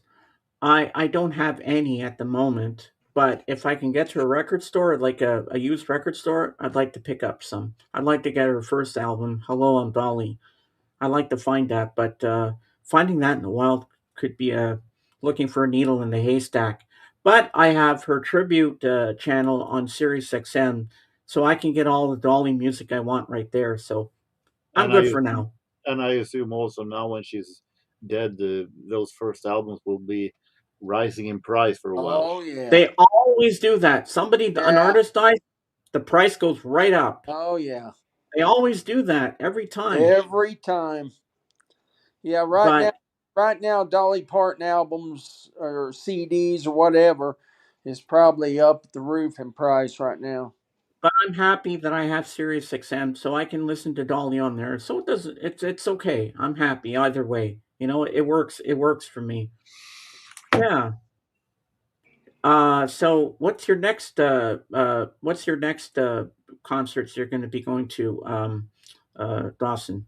Yeah, thank you for asking, James. On Wednesday, it's likely to see Jason Bonham's Led Zeppelin experience. Ooh. I'm just making some plans with my family and see if we can go there and enjoy that. Uh, yeah, again, my friends are going to Iron Maiden tonight with Megadeth and Anthrax, but I'd probably say it's rather unlikely.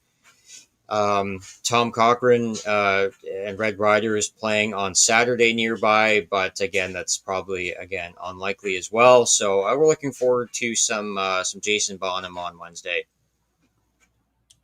Okay, I know this is a well, maybe it's not a stupid question, but how are you able to get tickets for all these concerts you're going to? You go to a lot, man. I've been doing this for again for a long time. I have some great friends who I would trade. They give me tickets. I drive, or I would just kind of look at the deals. I would follow the supply and demand on tickets, and also like if I really like a band, and I ask myself if I'm going to do one thing this summer, what would be that activity? It would be go see My Chemical Romance and Iggy Pop. So if I really want something, I'll go and get it. Wow, that's pretty cool. Yeah, because I was talking with Tim the other day. We did a video call on Discord, and he was asking me, "How does Dawson get the money to go to all these things?" I said, "I don't know." Yeah, I might pay like 25, $30 for like tickets for the most part. Somehow they would just drop down and I would watch Ticketmaster, keep a sharp eye on it. Yeah. Oh, here's a question for you, Dawson. Yeah, so I 90% of the concerts I go to, I carry around the head earmuffs.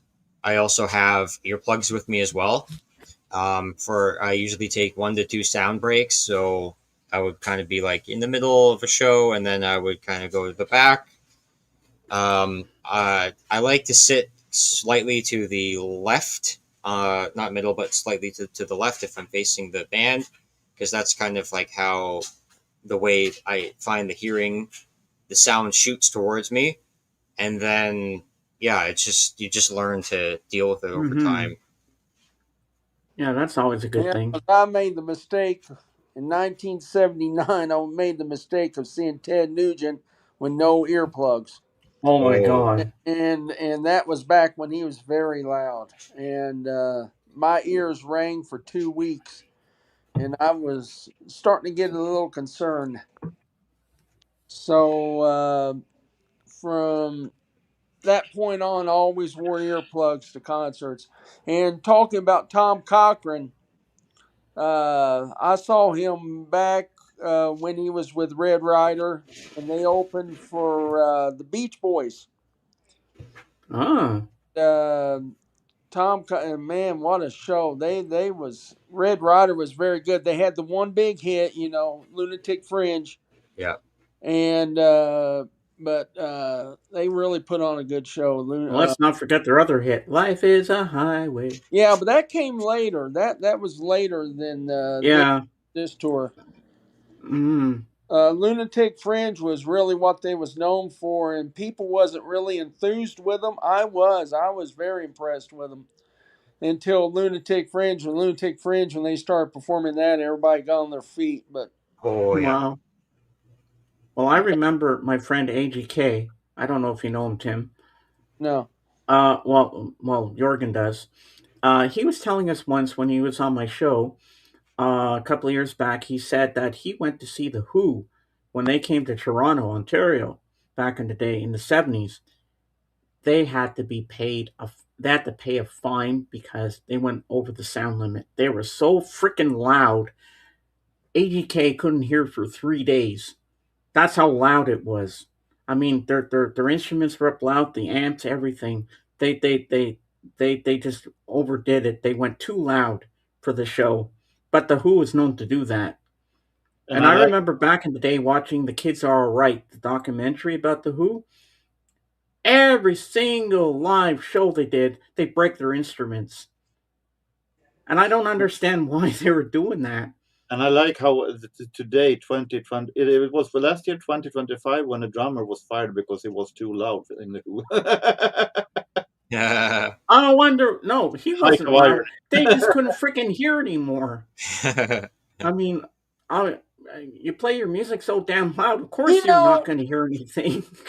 though, if you look back in the history of rock bands have treated their drummers like crap. Everyone, every one of them. You think about it.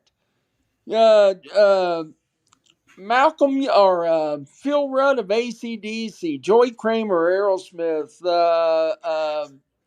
Zach Starkey, John Rutsey from Rush, and it just goes on and on and on. I mean, they treat their drummers like crap, because they think, hey, we're the band, you're just the drummer, you know. I like the story that was told by Alice Cooper in a little clip on Sirius XM. He was talking about Keith Moon, and he met Keith Moon, and he knew Ringo, Alice did, and his son Zach at the time when he was a kid, and Zach was going around with sticks or something and hitting on all the different surfaces and stuff. And he says, so Alice said to Ringo, so you're going to teach him how to play? He says, no, his Uncle Keith is. So Keith Moon taught Zach to play. So Zach is the only one who knows how to play with the Who, like Keith. He's the only guy that knows how to play like Keith Moon. And then you got Roger Daltrey and Pete Townsend just keeps talking about Zach Starkey like he's either playing too loud, he's overshadowing their performance, so to speak. So, but who knows? Now they're back together. It sounds like, and who knows what's going on? And how many times have the Who said this is our final tour? How many times They're never going to stop going with their final tour. They're going to keep doing it for as long as they can. all these bands that goes on saying their final tour and retirements and this and that, they keep going and going and going and going, whether it's a money deal or whatever. So who knows? I mean, they don't know how to do anything else, James. Yeah, I that's mean, true. they go off the road and they go stir crazy after 5 or 6 months because they're so used to touring and performing, but their old age, they just can't, they can't do it no more. It's like Peter Criss of Kiss, he cannot play no more. He's 80, I think he's 81, 82, and you just the rigors of the road, they can't tour no more at that time. They just can't do it. Their body hurts, but they go stir crazy when they go home and they say, now what's next? Is my life over or whatever? They have no usefulness in their life. And that's what I said at the beginning of the stream. If these people that's old like this, if they would just go out and do meet and greets, just do meet and greets and meet the fans, sell 10,000 tickets, and that's it, to where everybody could meet them, and just keep the line moving and, sign autographs, say hello, shake a hand, and keep going, Hmm. do 3 or 4 meet and greets a month or every 2 weeks or whatever. They could keep the kind of a money stream going, and you know Yeah. and Why they don't do that, I don't know. Because a lot of people would, they would pay $20 or $30 to meet their favorite artist, I would. I would and, do that for and Paul and to Ringo. say hello, to get something signed, and to shake a hand, and you think about that. That way, they would not. They could sit down in a seat. They could sit down in a chair or whatever, and and just But you what know. I think, Tim, I think that their I mean, passion for music uh, is still strong, so they want to keep going as well, they long as can't. they can. I mean, they can't do it no more. Look at David Lee Roth, for crying out loud. But And you just saw him live recently, didn't you, I Dawson? had fun at that show. I'd go see it again. I mean, he's horrible. He's horrible. But I mean, it's David Lee Roth. I mean, he kind of looks like a clown now at what he's doing. But On the other hand, this is not just the music business. This is the movie business. This is the sport business. It is the wrestling business. So it's not just the music business. yeah, Mm. and Mm-hmm. Mm-hmm. and exactly. But if they would take, if these musicians would take a look at what athletes do, you know, when they retire, athletes goes on the book signing, or autograph signing tours, and and that's what they could do, where they could meet people, and and just be useful, and not just sit at the home all the time. Yeah. And it comes down to that, because you're not going to be able to keep playing forever and ever. Your career is finite, and just being able to go out and meet fans and stuff, and meet people, and Some of them just don't know when to throw in the towel. because I mean, everybody has an ending point. This doesn't go on forever.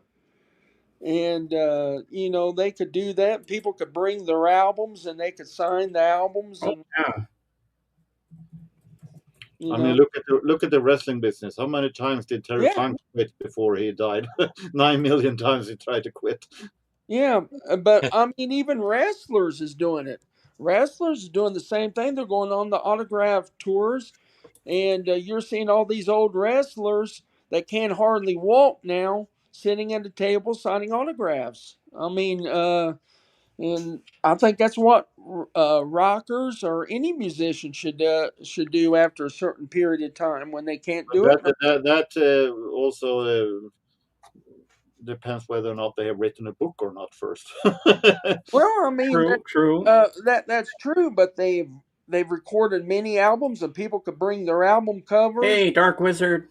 People could bring their album covers, and get their album covers signed or whatever, and take a picture and shake a hand and say hello, Mm-hmm. and whatever. I mean, that I believe people would pay $40 and On the $50 other to hand, hear. it will be most artists is a little bit scared that it will be too much of a riot if someone from, let's say, the Who would do that, and the Who is so big names that it will be totally chaos if Well, you would have to do it in a bookstore or whatever, in a small place. Sell 10,000 tickets, or a certain amount of tickets, and that would be it. And have security there, Yeah.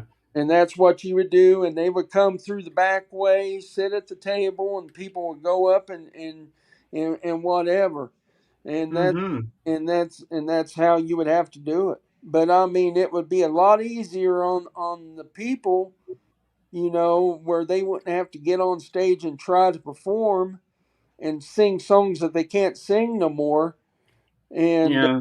and people leaving, because it's pretty ugly. I mean, you look at David Lee Roth. People leaves his concerts, and it's embarrassing. It's embarrassing, because at one point he was the greatest frontman in rock at one Oh, time, yeah, definitely. or certainly one of them. And then what he's turned into. So I mean, and he's got the gift of gab. He's got the gift of gab, so he could talk a person to death, as he's signing an autograph or whatever, and leave a better taste in people's mouths. Mm-hmm. Now I'd like to read uh, some more lyrics from Dolly Parton. My other favorite song I was talking about earlier, "Love Is Like a Butterfly." James, can I sign off before you do that? Yeah, sure. Yeah. You stayed Thank you. longer today. I know I did it for Dolly. She brings her A game, so I wanted to push the envelope a bit. Yeah, Yeah, thank you for reading the Code of Many Colors earlier. I think that's yeah. very summative of some of the upbringing and how she, it turned into her coats later on were very colorful indeed. Oh yes, I have to agree there. So Dolly Parton, so like her, like some of her music, her duets are phenomenal, and yeah, I still have even more books about the Grand Ole Opry. So the story continues. Mm-hmm. Thank you, chat, for tuning in today, and our panel members, and we're gonna see you on Wednesday. Yeah. On Kate's, yes, but my show isn't over yet. We're still going to go on for a little bit more because I'm hoping Lavelle will come here. So I'm going to extend the stream a bit longer just to see if he's here, and we'll just wing it and see how we go. Rampage Video signing off. Thanks for being here, Dawson.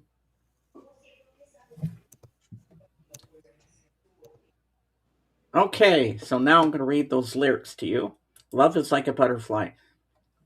Okay, so we got. I'm not going to read the background stuff because that'll be too much. I'll just read the this part. Love is like a butterfly, as soft and gentle as a sigh. The multicolored moods of love are like its satin wings. Love makes your heart feel strange inside. It flutters like soft wings in flight. Love is like a butterfly, a rare and gentle thing. I feel it when you're with me. It happens when you kiss me. That rare and gentle feeling that I feel inside. Your touch is soft and gentle. Your kiss is warm and tender. Whenever I'm with you, I think of butterflies. Love is like a butterfly, as soft and gentle as a sigh. The multicolored moods of love are like its satin wings. Love makes your heart feel strange inside. It flutters like soft wings in flight. Love is like a butterfly, a rare and gentle thing. Your laughter brings me sunshine. Every day is springtime, and I am only happy when you are by my side. How precious is this love we share? How precious, sweet, and rare. Together are we belong like daffodils and butterflies. Love is like a butterfly, as soft and gentle as a sigh. The multicolored moods of love are like its satin wings. Love makes your heart feel strange inside. It flutters like the wings, like soft wings in flight. Love is like a butterfly, a rare and gentle thing. I just think those are beautiful lyrics. And you know what? When you're in love with someone, you do get butterflies in your stomach. So Yep. I can see the metaphor in that song, and I just think it's a beautiful love song, if you want to put it that way. And let's see what Dark Wizard sing. Yeah, it gets expensive with packages and can't afford these shows like they are. And uh, I catch great see free shows and acts at times at pubs for cheap $10 every once in a while. That's pretty good. Yep. You just got to find the right venues to go to, and if it's worth the while. Like I want to go to a jazz club, but it's expensive to go. But we don't have any jazz clubs here in New Brunswick. I'd have to go to Moncton, which is 2 hours away, to go to a jazz club. Why can't we have something downtown New Brunswick like that? Because I'd love to go to a jazz club because I love jazz. I just sit there and relax and like when I go in Sirius XM, I put on real jazz and I listen to it. Half the time, I don't know what genre of jazz I'm listening to, but you know what? To me, it doesn't matter. I enjoy it and I think it's fun just to listen to it. It just calms me down. I could be having a shitty day. I could be having one of my depressing days where I get depressed and I feel like crying for no reason. And I just put that on and I just mellow out. I'm like, wow, how that music just makes you feel better. Or I put on Dolly Parton, or I put on Elvis or the Beatles or whatever. And I just feel beautiful inside. And one album Okay, we're going off topic again, but that's okay. We always do. Um, that really changed my life forever. When my friend George Nanos, aka Wasega George, got me this. He was on a video call with me on Messenger, and he was picking out. And he said, "I'm going to get you some records. Pick out what you like." As I go through the bins, and he says, "Pick what you like, anything you want." So I picked out a couple, and one of them that he found in the bin was one I've been wanting for a while. I'd never heard it before. Was the Moody Blues Days of Future Past. Oh my gosh. Oh, When that got to me, when oh, that arrived, and I put that on my record player uh, and I put my headphones on, I'd never heard anything like it before in my no, life. never. And I was like, what is this? I love Uh, this. And then on my Sunday show, I did a review. I burst into tears. I was bawling. I never had a record do that to me before. Like just the orchestral stuff and the rock and roll mixed together. That was before ELO, yeah. and I Uh, thought, wow, this is great. And it had my favorite song, "Nights in White Satin," the full James, version, you know what really got me Tuesday about afternoon, what and really I just thought it was a great album. All what right, go on, really Jim. what really got me about that album is it starts out in the spring, it goes through all the seasons of the year, and then it ends in winter, and that's when you hear Nights in White Satin near the end of the album. But the whole album is just covers the whole year in seasons. And let me grab my I know we're Dolly Parton today, but now I'm all pumped up to show you my Moody Blues albums. What I have. Let me grab them. At least I know where they are. That's a great album. Oh yeah, I gotta grab those and show you guys.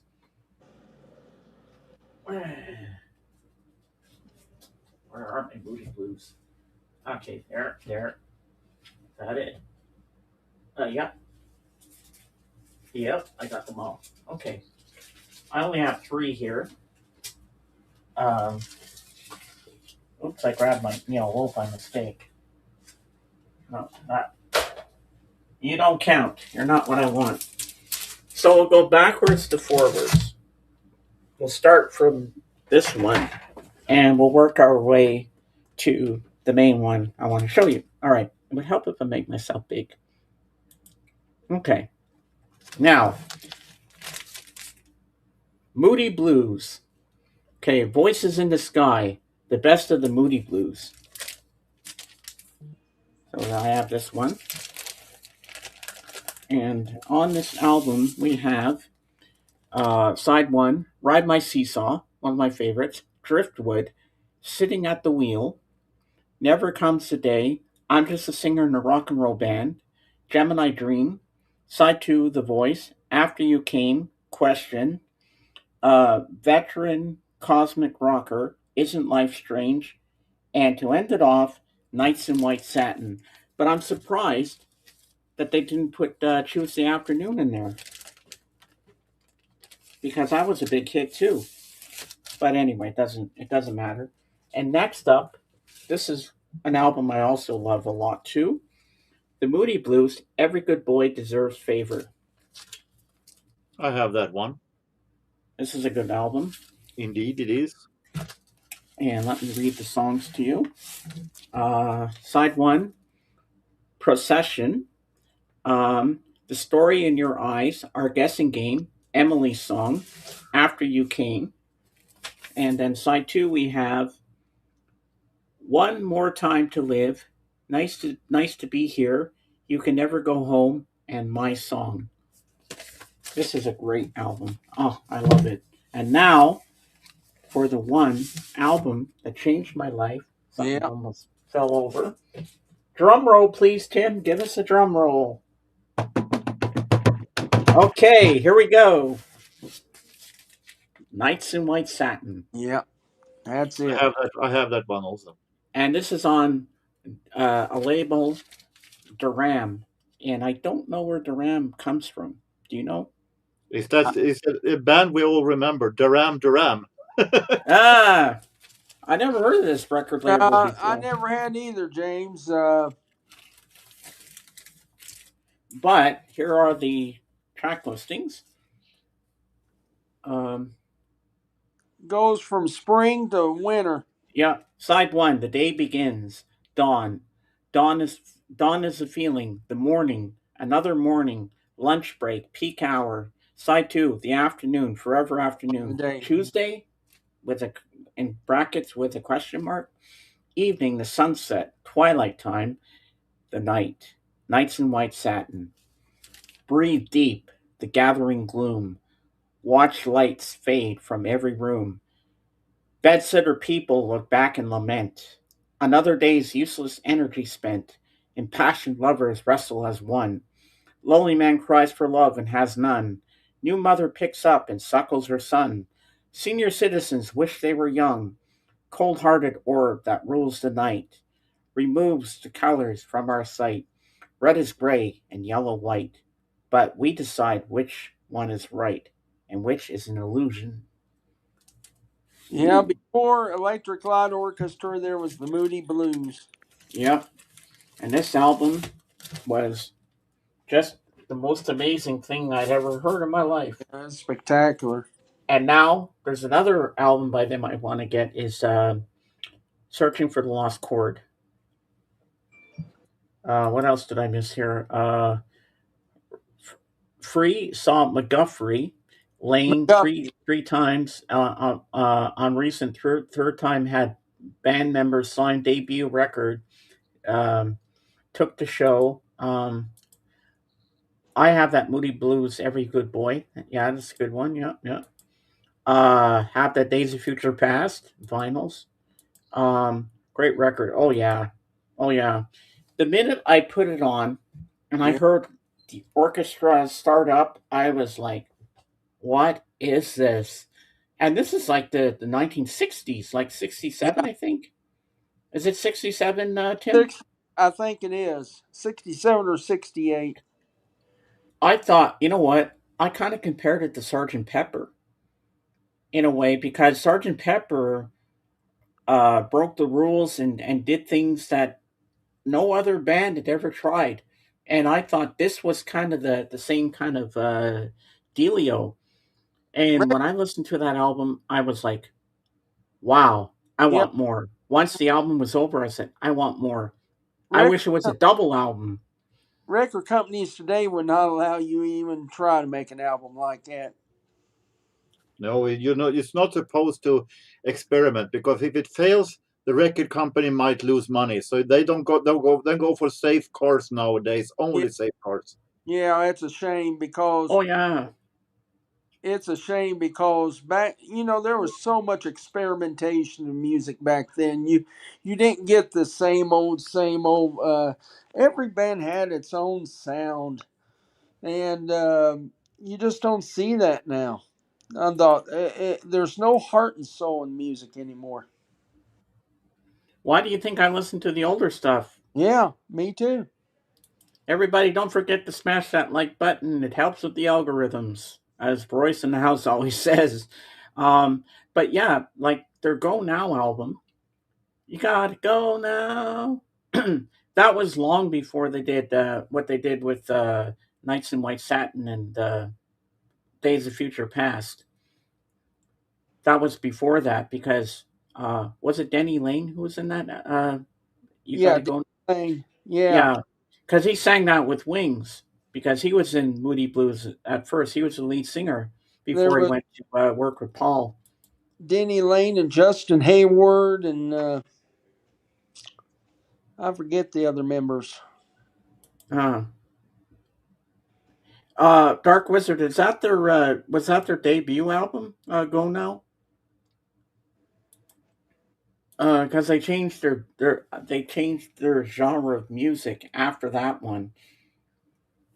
And I think when Days of Future Past was released back in '67, that was their masterpiece, their chef d'oeuvre, as he would say in French. Yes, it was. That put them on the map. That album, even though I wasn't born in '67, I was born in '69. So But imagine the people buying that album. Oh, when that came out, James, Nights of White Satin was huge. That's a song with my crush. I want to slow dance with her to that song. I want to light candles all around the room, turn the lights off, play that song, the whole thing, and just slow dance with her, with the girl in my arms, with her head on my chest and our eyes closed, just lost in that music, just lost in that piece of music. Because it is a romantic piece of music, if you think of it. I just love Nights in White Satin. Ever since the first time I heard it, even long before I had Days of Future Past, I had the Best of the Moody Blues on cassette, and that was the song that was on there. But I don't know if they played the long version of it.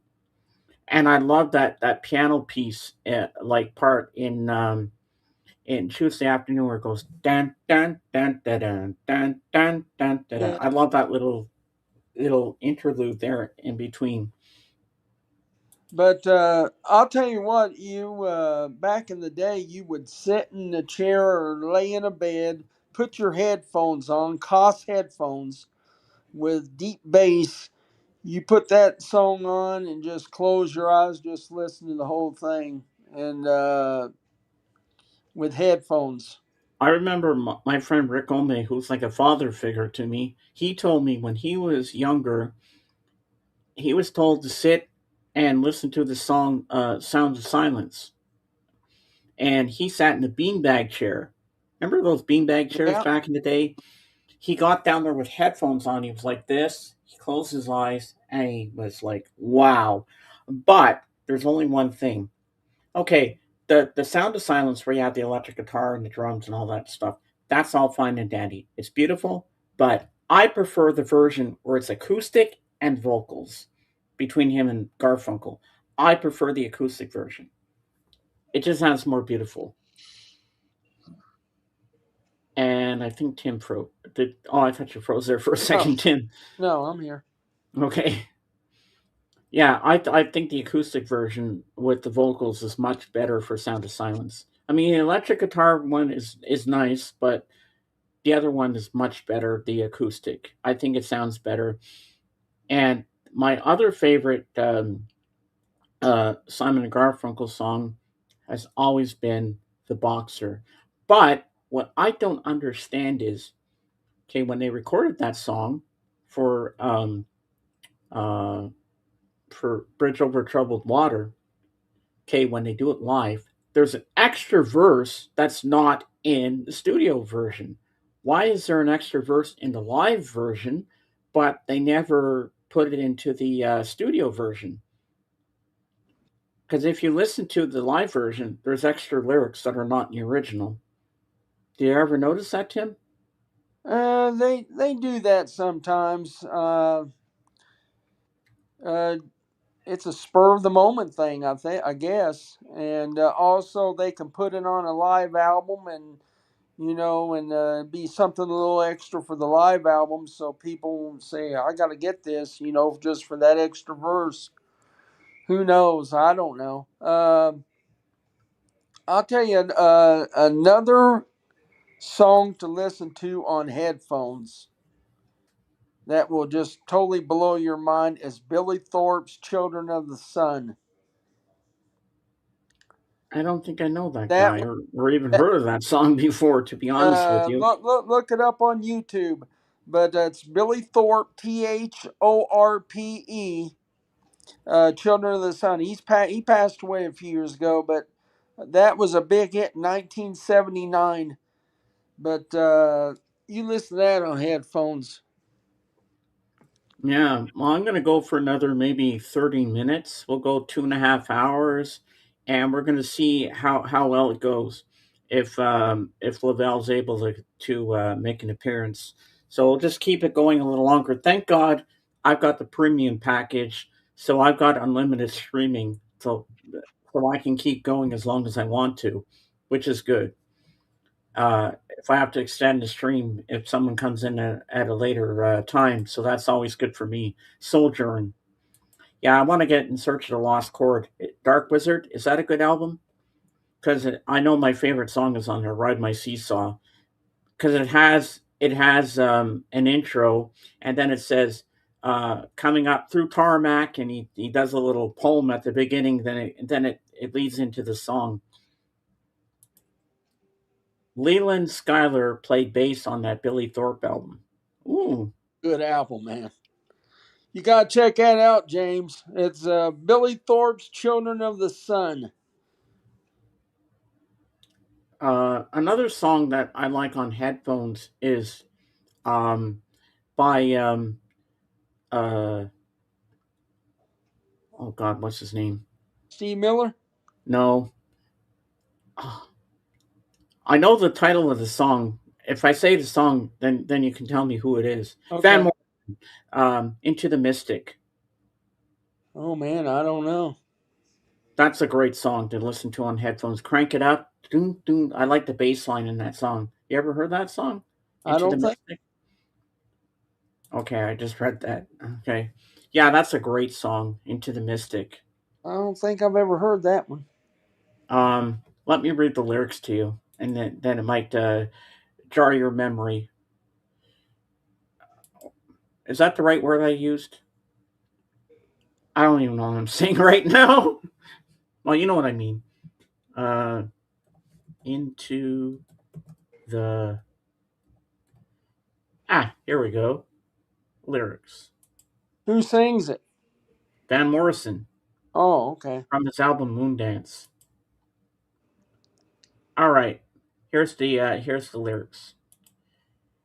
We were born before the wind, also younger than the sun. Ere the bonny boat was won, as we sailed into the mystic. Hark now, hear the sailors cry.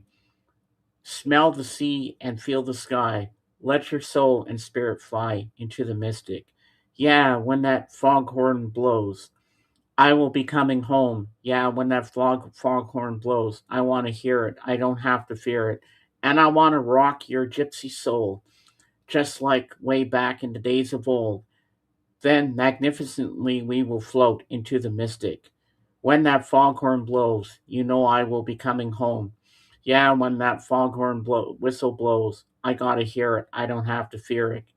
And I want to rock your gypsy soul, just like way back in the days of old. And together we will float into the mystic. Come on, girl. Too late to stop now. You never heard that song? No, Oh I my I, God. I don't recognize it. No? But you know Moondance. What a Yeah, I marvelous know night for a Moondance. Moondance. I know a few Van Morrison songs. I'm not a big fan of his. Oh no. What But about Cat Stevens? I've heard a few of his too. I like Peace Train. Do you like Cat Stevens, Jorgen? Um, some songs. I have one album by him, but it also some songs that I think is a little bit overplayed, and so there's some songs, but not an artist that I collect that much. Yeah, the only song I like of Cat Stevens is probably Wild One, Yeah, Wild World. You mean? Wild World. Yeah, I like Morning is Broken. Morning has broken like the first morning. Da In da that case, da I'd da rather da. listen to Morning Has Broken because Wild World has been doing so many covers that I'm a little bit tired of the song. Yeah, we used to sing that in my church choir too. We sang that for him. Uh, I love Van Morrison. Great songs you were reciting. Thank you. Well, because I can't really sing them. Some I can sing, but some I can't. But I like reading the lyrics. You know, when you hear a song, but you don't really read the lyrics to really understand the song better, it's always good to read the lyrics and go, oh, it sounds beautiful when you read it as a poem instead of actually hearing the song being sung. But that's just me. Yeah, but I like Van Morrison. I always liked him. And another great songwriter was Jim Morrison. I think Jim had some great lyrics. Don't you think, I, Tim? I got one for you, James. How about Jim Croce? Oh, If I could save time in a bottle, the There's first thing that I'd like to do. I love that song. Bad he had Bad Leroy Brown. yeah, he had some good stuff. Uh, wasn't How there he some? how he's not in the Rock and Roll Hall of Fame is beyond me. Oh, I hope they throw him in there. They Oh my have to. God, one of the On the great. other hand, Jim Croce isn't a name that if you heard every day these days. Oh, I love Jim Croce. Like he just. Oh, and Yeah, go get a greatest hits CD of his, man. That's all you need.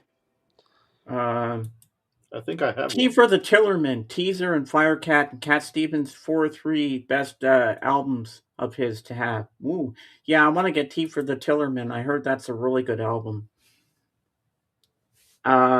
Who else did I like back in the day, and I still do? Don McLean.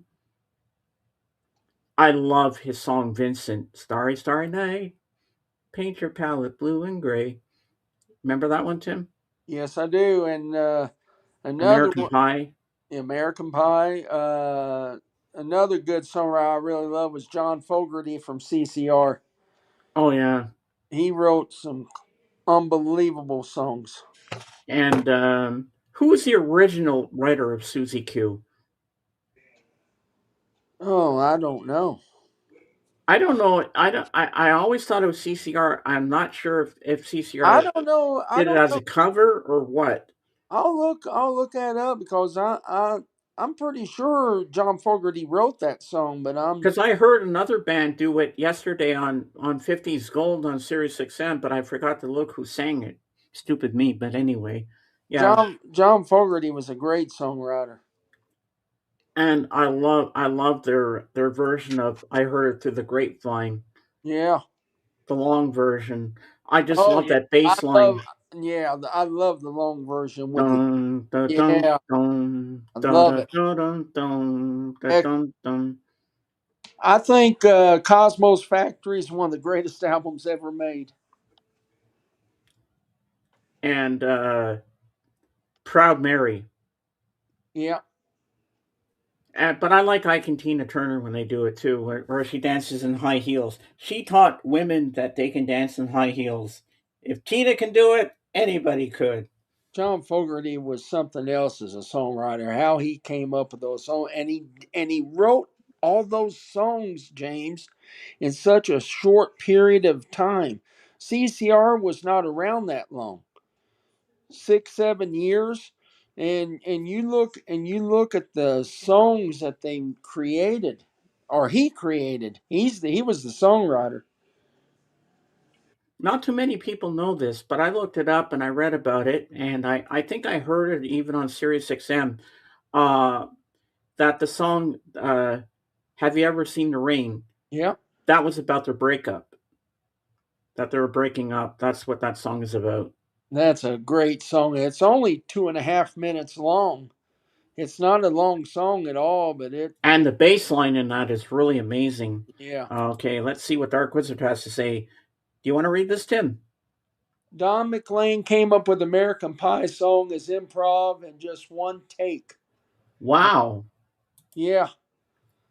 Those guys, those guys back in the day, all these musicians and songwriters back in the day that created all of this great music back in the 60s and 70s is just unbelievable. It is just unbelievable. And they did it in album tour, album tour. There was no 3 4 5 years off. They did this all the time. They smoked a little weed and did what they did, but they created unbelievable songs, and it's unbelievable. They can't do that now. No. Do you remember? I don't think Jorgen would know the song, but I think Dark Wizard and I Am One of Us and You with Tim. Remember the song MacArthur Park? Oh yeah. And I'll never have that recipe again. No, Oh because no. first of all, that song would never be allowed today because it's so long. Record companies or whatever would not allow it because it's such a long song. I remember when Queen got so much flack from their record company for Bohemian Rhapsody because it was such a long song with all this operatic stuff, and they didn't want it. They wanted no part of it. And Freddie Mercury said, "We're going to do it anyway." I like Freddie Mercury for that. And that's why A Night at the Opera is one of the greatest albums ever made. Oh yeah, and look at Zeppelin. Half their Yeah. songs are long. Oh my God. Double albums of new material like Physical Graffiti. You think that album could be released today? No. You think these record companies have put money behind those kind of albums today? No. That's a masterpiece. Physical Graffiti, Houses of the Holy, all those Zeppelin albums. I mean, it's amazing, and they did it. And you look at Zeppelin. Look at Zeppelin. They wasn't around for a long period of time. No, They had a short, what was it, 7 8 years, yeah, they and started in '69, and and and, and they ended in 79, I think it was 1979, and so yeah, 10 years. So that's a pretty long span, uh, even for that short amount of time. and you look at the amount of songs and creativity that they had, and John Paul Jones does not get the recognition that that man deserves. He is the most underappreciated ever. 8 years for Zepp. For Okay, yeah, not long. no, but And they put out some good shit. I'll tell you that yeah, much. and Jimi Hendrix, look what he did in a very very short period of time. Even Janis Joplin too. Uh, the Doors wasn't around long. No, but they So put out some great albums, and LA Woman being one of my favorites. none of those bands was the Beatles. The Beatles wasn't around long. No, Uh, and you look at the amount of material that they created, and you still hear today, and these young kids today hear this stuff, and they go, "Wow!" They're fascinated with it. like when I listen to the Fab Forum on Sirius XM on the Beatles channel, I'm getting tongue tied here. I hear younger kids calling into the show to Yeah. request Beatles songs. I love it because they know good music. They know it's better than the crap that's out there today. But see, these kids today is being force fed this garbage music that's being produced today, and this computer music and everything. Where back in the day it was all about creativity, having a piece of paper in your hand and sitting with a guitar in your hand and a piece of Yep, paper, that's right, Tim. creating music. And Mm-hmm. that's what they talked about. Steven Tyler. Steven Tyler. Somebody asked him about creativity. He said it's like building a ladder. You take two pieces of wood and you put a piece of wood here, first song. Piece of wood here, first song. You just keep building until you have an album. He said that's Yeah, it's creativity and being creative in the studio and coming up with things. There was back in the time of the Beatles and all these older bands. There was no computers in the studio, and so they had to come up with the sound effects and everything generically, and and you heard the mistakes. There was mistakes on albums, and they kept them in because mm-hmm. it gave it personality. And Like the song "I Feel Fine." Like that was an accident when John's guitar got too near the amp and near that at the Mhm. beginning, and they left it in, and they said Exactly. like that was amazing. Like I was like when I first heard that, I was like, "What's that? That's I'll tell really cool." I'll tell you something. Go listen to Aerosmith's "Nobody's Fault" from their Rocks album. And at the start of the song, it's almost metal. It's almost Aerosmith going metal on this song. Wow. And at the start of the song, you'll hear the first guitar effects, and then you'll hear a door slam. And the door Wow. slam was they sent somebody out to get coffee, and the guy comes back in, but there was no recording light on the door because Aerosmith didn't want, because they didn't like red lights. They didn't want to see when they, and so they was recording. He comes in the door with coffee and slams the door while they're recording the song. They kept that in the song because Oh it's my part. God. It's part of the song, and Yeah. you're waiting for it. And now I have a question for Jorgen because we got to get Jorgen involved here too. So Jorgen, when Depeche Mode started out, did they have a struggle to start their career, or seeing you're a huge They fan? were just teenagers back then. Uh, so I don't think they have that much struggle. I'm trying to recall the beginning of the autobiography I read, and not that much struggle.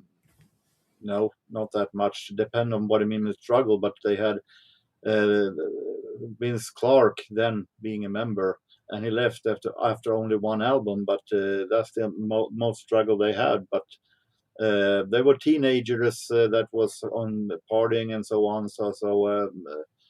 Um, they started very early in their life. Wow.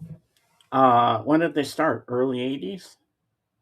The band was formed, if I'm not wrong, in 1989, but the first album, they started making music until 1981. Ah, okay. All right, Jorgen, you want to read this? Plenty of good music out there still of artists that use their instruments and themselves instead of technology slop music. I love that, Dark Wizard. Yes. Stay where you are. Do it the right way. Yeah, Write with a piece of paper and a pen or a pencil, whatever. Write your songs. Record it live in the studio. That's the way it should be. None of this AI crap. absolutely. The only thing I agree with the AI is how they did it for Now and Then, where they made John Lennon's voice come out clearer. Which that I can agree on because it did sound better because you could hear John like he was in the studio with them. That I will allow the AI for because that really worked out well because they could really work because when back in '95 when they were doing the anthology documentary, they wanted to do the song but they just didn't have the right technology at the time for it, so they were only able to do "Free as a Bird" and "Real Love." But "Real Love" is okay, but I prefer the piano demo version by John. It's more romantic and has a beautiful ending, and I think it's better than what the Beatles did with "Real Love." I mean, it's an okay song the way they did it, but I prefer the original demo on the piano with just John and vocals. That's my preferred version of the song. I love And Free as a Bird. yeah, "Free as a Bird" is good. I Yeah. like it. Do you And then see I the video remember the for first that? version of it, he says, "I am John Lennon." You hear him say that at the end.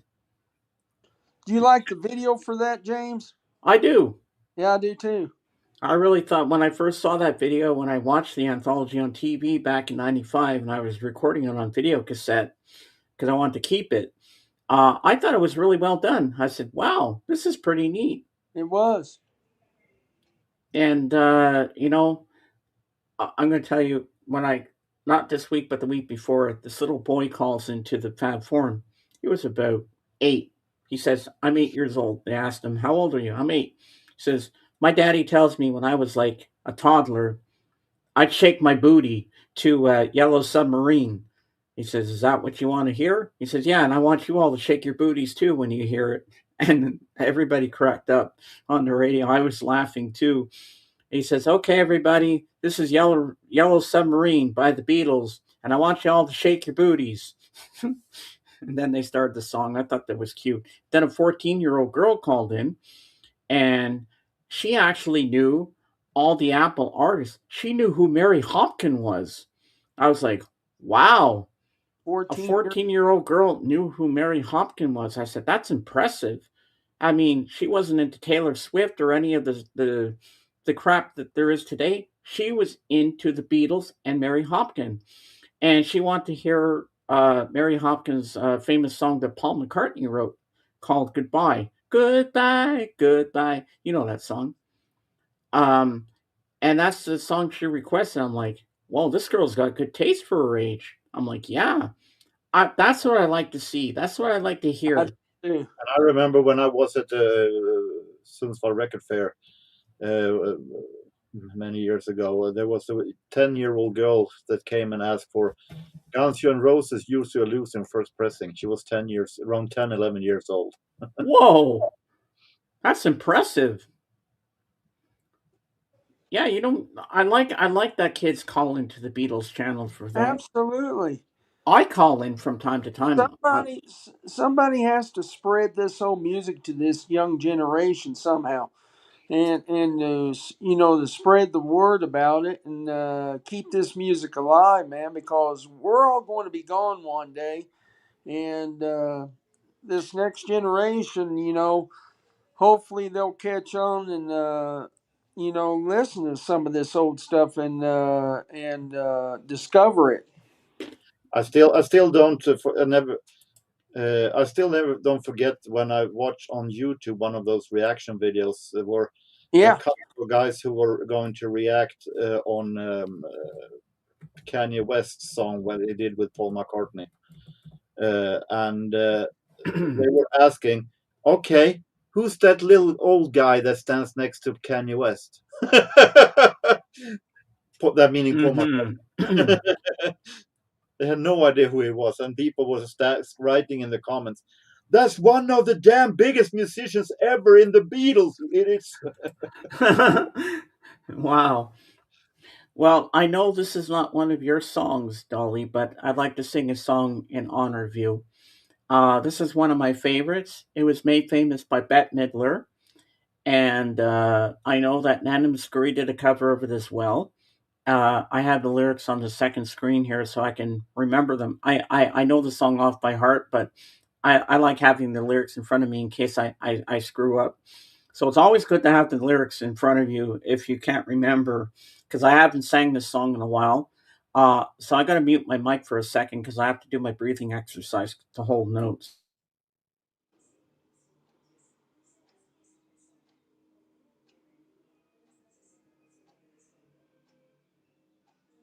All right, now I'm ready. So, Dolly, I love you. You've been an inspiration to a lot of people. Your music and legend is going to live on forever and ever. So, this is for you. Here we go. Some say love, it is a river that drowns the tender reed. Some say love, it is a razor that leaves your soul to bleed. Some say love, it is a hunger, an endless aching need. I say love, it is a flower, and you, its only seed. It's the heart afraid of breaking that never learns to dance. It's the dream afraid of waking that never takes the chance. It's the one who won't be taken, who cannot seem to give. And the soul afraid of dying that never learns to live. When the night has been too lonely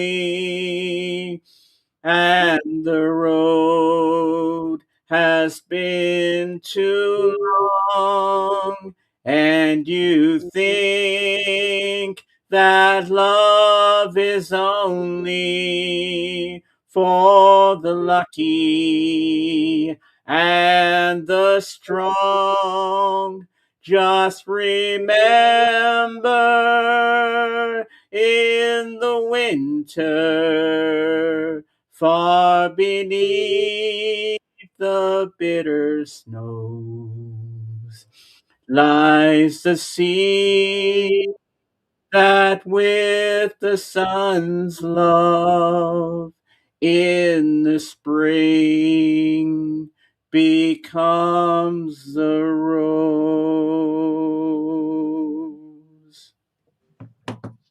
Good job. Thank you. For you, Dolly. Oh, now I'm out of breath. Okay, I'm putting you two in charge while I take a quick washroom break. I'll be right back.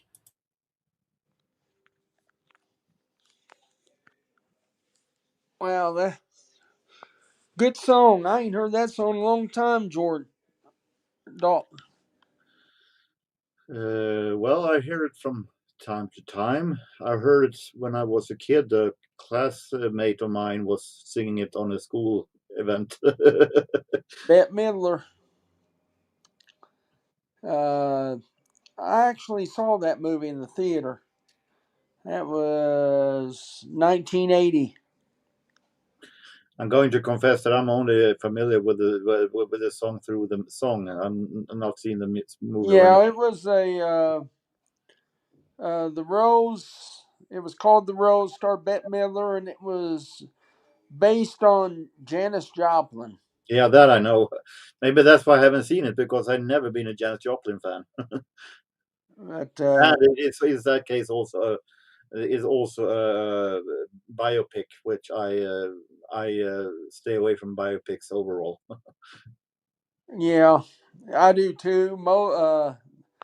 The only biopic I've seen in the last 20 years is probably Bohemian Rhapsody. That was, I think that's the only biopic I've ever seen.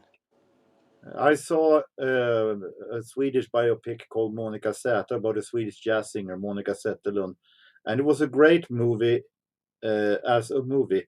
But I have read her biography, and a lot of it didn't fit at all. It was all changed for excitement of the movie, and when Huh. I saw realized that a lot of those are being changed only to make Hollywood more money, to make it more exciting. Yeah. And then you are destroying a person's real life. You're making it false to the people. The real life of a person false to a new generation, which makes me sick. So I don't follow biopics one bit. I can make one exception for. I haven't seen the movie, but I probably will one day. What's love got to do with it? Because Tina Turner herself has written it. But otherwise, I stay away from biopics because Hollywood and movie business try to make the movies Thank you. I'm one of different. us. They try to make it different and change the story, but so Hollywood can make money and make it more interesting. And then in Yeah. that case, you're changing a person's life for the future that isn't true. Yeah, that's what they did. According to Brian May, that's what they did. They changed a few things on Bohemian Rhapsody. They said there was some things in that movie that a lot of it was true and some of it wasn't, and they changed it for the flow of the story. And But one of the best scenes in the Bohemian Rhapsody movie was the Live Aid concert footage. That was amazing. yeah, they that was computer generated when they showed Wembley. And they showed all the people that was computer generated, but the guy that they had playing Freddie Mercury, I don't know what they was thinking. The He didn't look nothing like him. I thought he did a good acting performance. Uh, Another movie that was well done and stuck to her life story was the movie Selena with Jennifer Lopez. yeah, I'd like to see. Everything that happened in that movie was actually what happened. I've never seen that movie. I'd like to have. I have it on Blu-ray. Did you know what song I was going to sing? Even I didn't even give the title. I just wanted to surprise you guys. The Did you know what it Rose, was right away? the Rose, yeah, Yeah, I pretty much guessed it. Yes. I thought that was perfect for Dolly. yeah. Did you ever see that movie, James? I don't know if I have or not. Bette Midler. I want to see that movie now. It was from 1980. What's it about? Janis It's Joplin? about Janis Joplin, yeah. Oh, okay. Did And she but ever sing that song for real, Janice? I don't think so. I could be wrong. I don't know, but I don't ever remember her singing that. Now I got to look up something, but not Janice. I want to see if actually Dolly ever did a cover of that. All right, let's see. Did I don't think she has. Dolly Parton? Uh, whoops. Not I. O N. I can't spell today. Never mind. Don't worry about me. I'm okay. Um, ever cover Bette Midler's The Rose. the rose? Okay, let's see. Uh, list of songs that were recorded by her. Um, I don't ever remember her singing that. It no, I would be, don't think she. Uh, I would be very surprised if Janis Joplin had sung "The Rose" because it was written nine years before the song. She died 9 years before the song Yeah, was written. uh, yeah, exactly. okay. Oh, that's a good question. I should write. Okay. All right. Who wrote? Not write. Wrote the song "The Rose." Uh,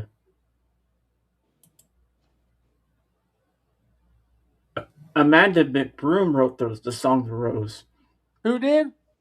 Amanda McBroom. I've never heard of her.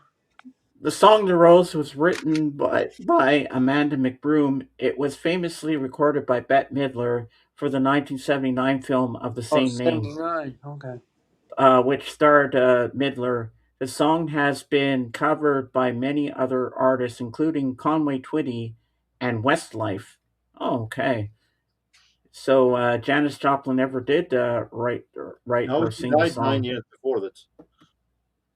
Ah, Yeah. okay. The original song that wrote the original artist. Okay, that's what I want. The Rose was written in 1977 or 78. She performed it herself in clubs and on television before it became widely known. The song gained fame when Bette Midler recorded it for the 1979 film The Rose, in which it plays during the closing credits. Although Midler's version became a major hit, reaching number 3 on the U.S. pop chart and earning her a Grammy, the song was not originally written for the movie. McBroom composed it independently, inspired by her reflections on love. Oh, okay. So now we know a little background on the song and where it comes from. Yeah, that's interesting. Are you going to watch Royce's channel tonight, James, on Jimmy Page? I might be there. I'll try. I'll see what's up because I know Doc's live tonight. I always check in to see if Beetle Brad's going to be there. I might pop up for that. I'm not sure yet. We'll see how it goes. I might be there. You never know with me. I never know what's going to happen because sometimes I watch uh, streams on Twitch. I know Emmy Roo is going to be live tonight. She does her gaming and stuff, and I like watching her play games and stuff. It all depends how I feel. But yeah, I'm really happy I sang that song. And you know what? I did it, Tim. I didn't cry. I didn't cry during the song thinking of Dolly. I got through the song. I almost lost it at the end. You could hear the shakiness in my voice, but I said, keep it together, James. Sing the song. Just belt it out for Dolly. Don't cry. And I got through it. You did fine, James. Yeah, I'm okay. I might be there. I'll see how it goes. Oh, and don't I forget might Mike pop in. tonight too. What? Michael's stream tonight too. Oh boy, everybody's on tonight. Yeah. I'm gonna try to multitask and see if I can do all of them at the same time. Bounce from one to the other to the other. I might. I've done that before. I multitask when I do those things, but I really like. I'm really glad I chose that song for Dolly because I think Dolly would have made that song a hit too for herself. I think I could hear her singing that. Couldn't you? Oh yeah. I She was singing that. I was thinking I could hear Dolly's voice singing that, and did you it really is a good song. did you ever hear the Dolly Parton Steven Tyler song I sent you? Not yet, but I will. I'll Check listen to it out, that. man. It is good. I always get distracted by other things, but I will. You know me. I always make time for It's stuff, good. but when I get a chance, I will listen for sure. Oh, then tomorrow I got my friend Victoria Joyce stream on Twitch. Do you have a Twitch account, Tim? It's free. Yeah, I got it. You should join me tomorrow and watch Victoria Joy. She even can sing operatic. You can request songs. You don't have to sub to her channel, but someone gave me a gift sub, so I'm sub for 12 months Just now. send me a thing in Messenger or whatever to remind me. Yeah, But she goes around 12 noon my time yeah, tomorrow. I got it. I got Twitch. And she's a beautiful singer. There's a song list, but you just have to follow her, and that's free. And then you can request a song. You can go check the song list and click on request and whatever you want, and she'll sing it for you. And there's one song that she has her own original stuff. There's one song that she wrote that I keep requesting a lot. It's called "Be Free." I'm always requesting. I'm like, oh, James, your favorite song again, huh? I'm like, yep.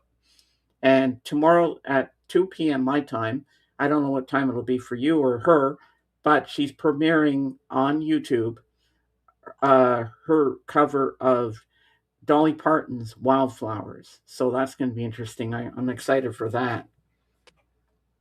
No. If you want to listen to that, and I think you're going to like her. And on Tuesday, I go live with Jorgen and Thrifty Tim. So Tim, if you want to join us again for that, because you had a good time last Tuesday, and Yeah, it's nice to have another extra person up there to talk with us. just remind me. Just send Well, me a I will.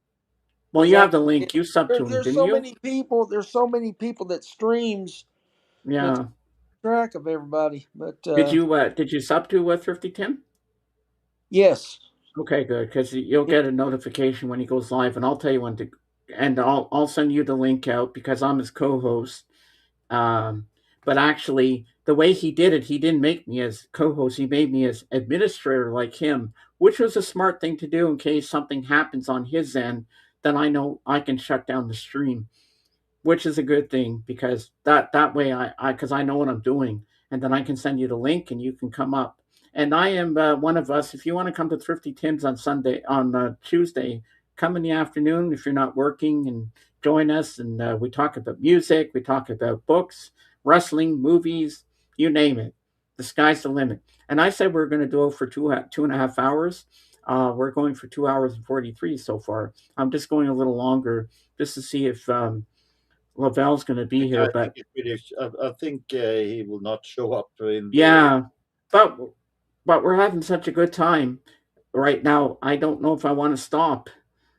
Are you having a good time? I am one of us. I hope you are because I'm having a great time right now. I'm enjoying the stream. but This is I would just go back to saying that these old rock stars, that can't, that has a hard time performing anymore.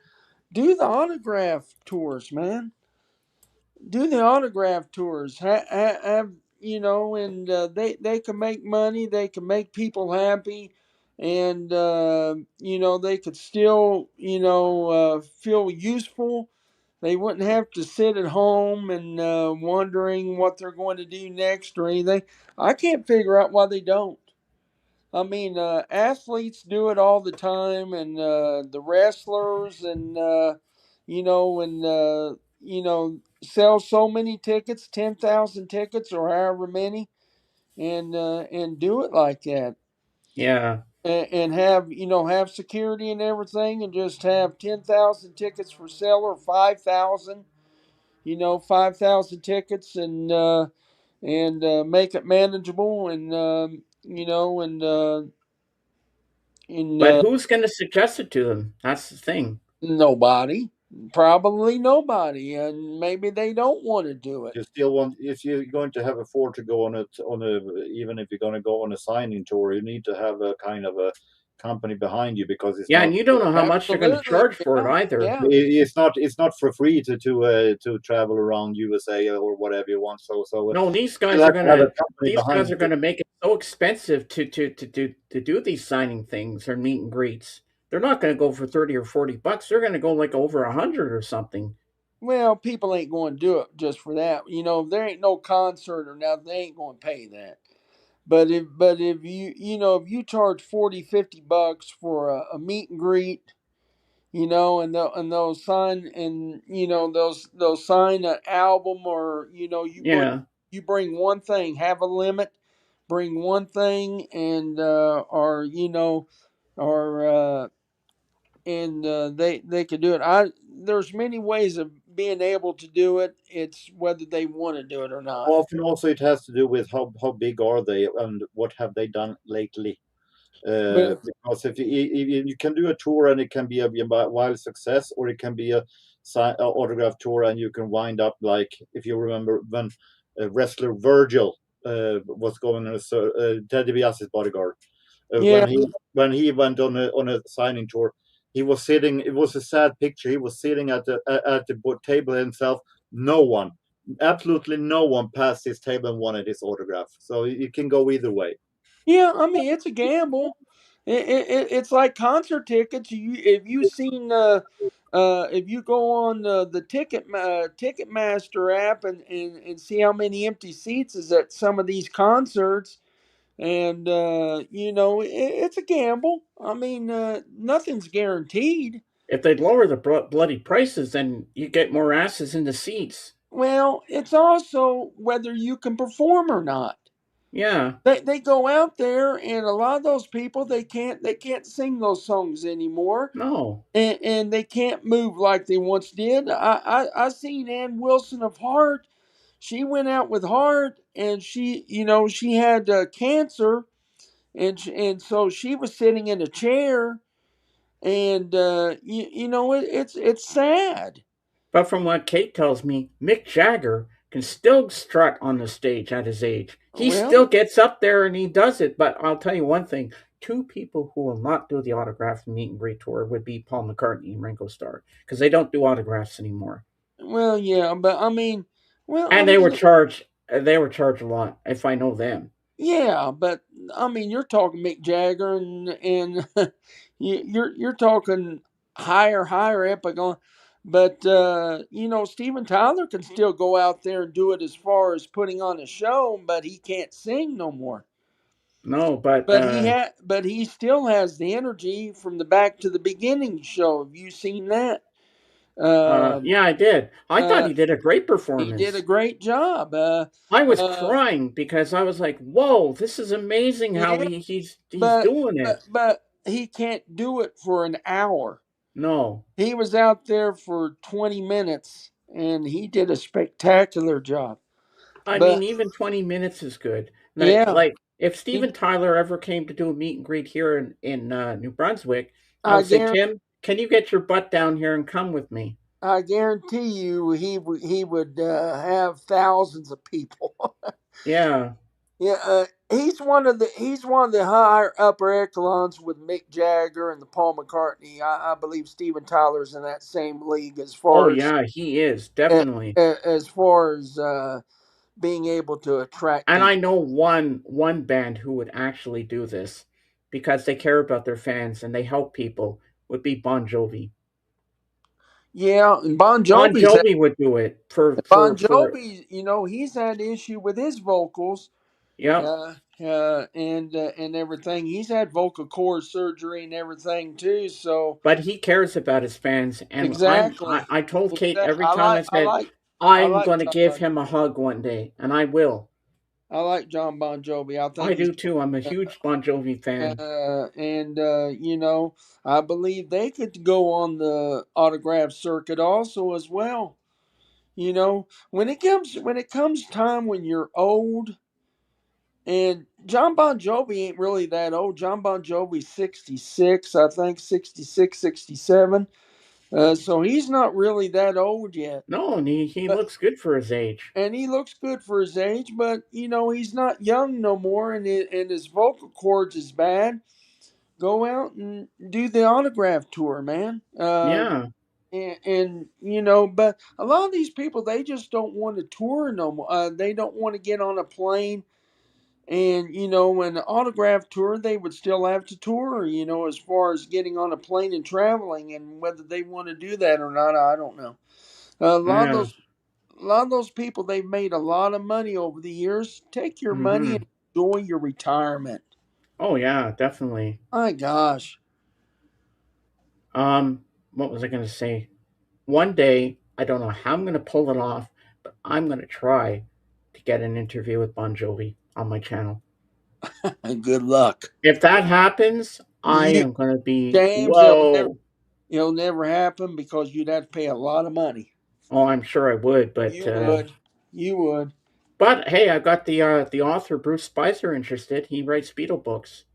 I Yeah, asked there you him go. point blank because I follow him on Facebook. He follows me, and he said, "Sure, shoot me an email." Because There he was a says, guy, I forget who it was, Rick Beato, and he had and it's still on YouTube. He did an interview with Joey Kramer from Aerosmith, and "Really? Joey Kramer's been MIA for years, and his wife died and everything, but he's doing better. And Rick Beato did an interview with him, a 1 hour interview with him. Wow."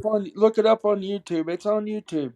Well, I go from their childhood up to where they are now, so mine's going to be like a little over 2 hours. I go for the nitty gritty. I go deep, Well, deep, deep. it would depend on whether the people that have to agree to be doing that, because a Oh, lot of with the Pink House band, the first time when I did it with Lou, I said we're going to go for a little over 2 hours. He says that's fine, that's cool, and that's exactly what I'm going to do again with Dana when she's there this time. It'll be a little over 2 hours because I want to go from childhood up to where they are, up to where she is now. I mean, I don't have to re-interview Lou because I've done that. I'm going to be focusing on Dana, and apparently they have another band member now, new guitarist called Kurt. I've never met him before, so I'm wondering when we do the when I do this, if this Kurt's going to be there too.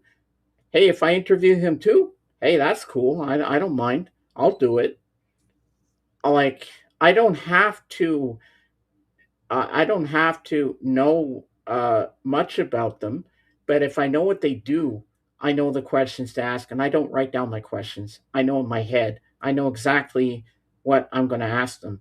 Like, how did you get into music? How old were you when you fell in love with music? What was your first instrument that blew your mind and stuff like that? I That's how I do it. Like, I'm not a professional, but I'm an amateur.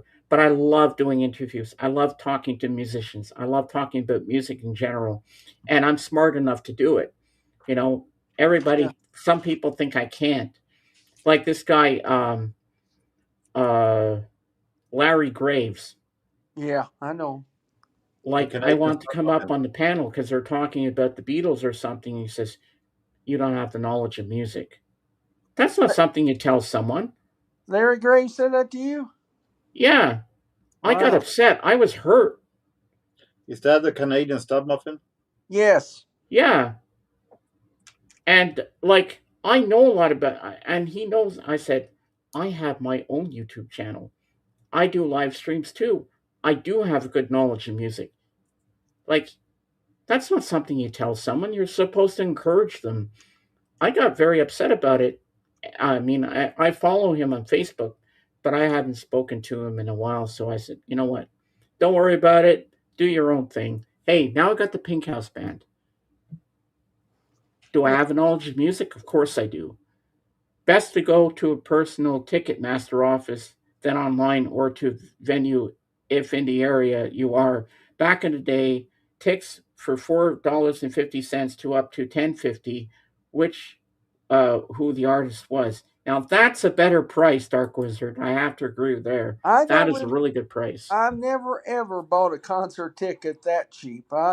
The cheapest I bought was $7.50, and I saw Aerosmith in 1978 for Wow. $7.50. I got my ticket through Ticketron.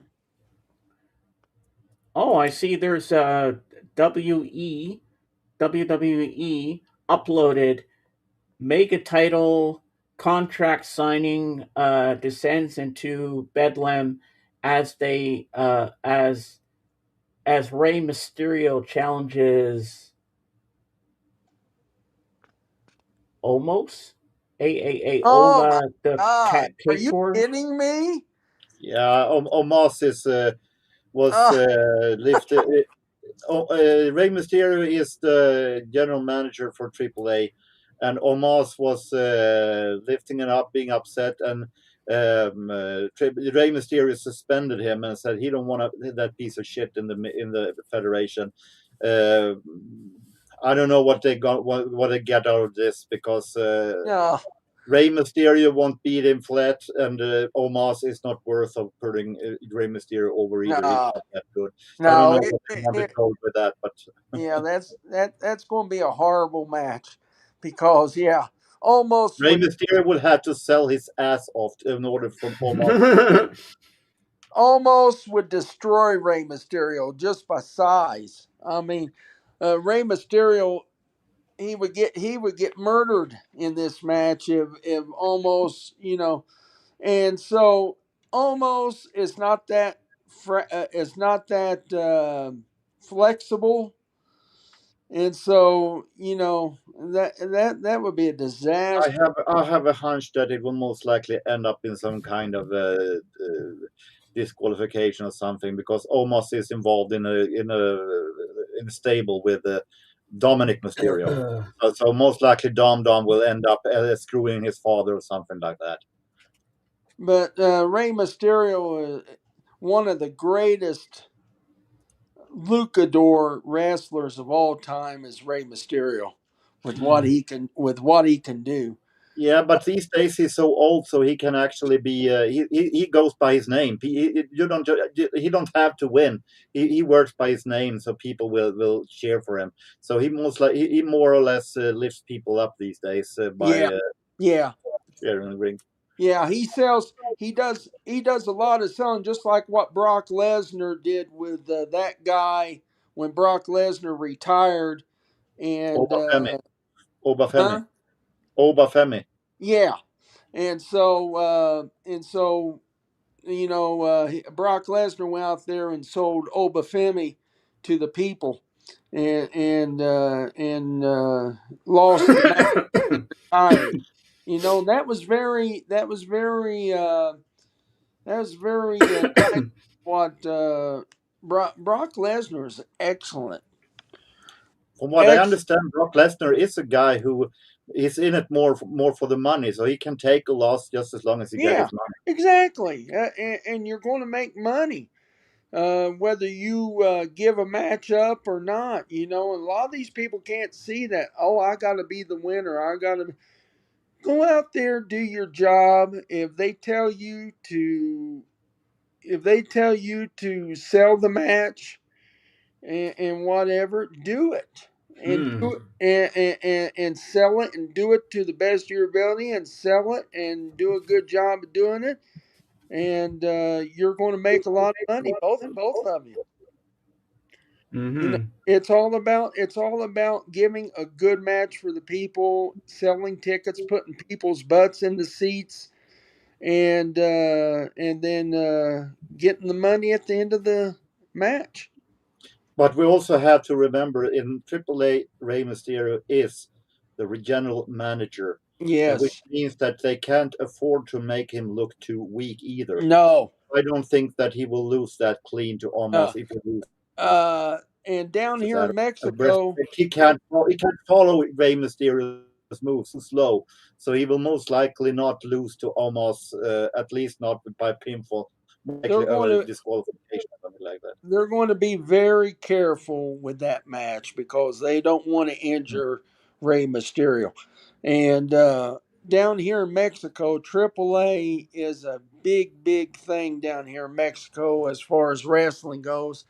And I watch it here, and very good wrestling. It's a lot better to me than WWE. The problem with Even problem with AAA these days is that as it's owned by the WWE, yeah, they try to put a lot of the Mexican-born WWE wrestlers there and phase out the original AAA. You have already Phoenix there, you have Penta there, you have Rey Mysterio there, you have Dominic Mysterio there, you have Omos there.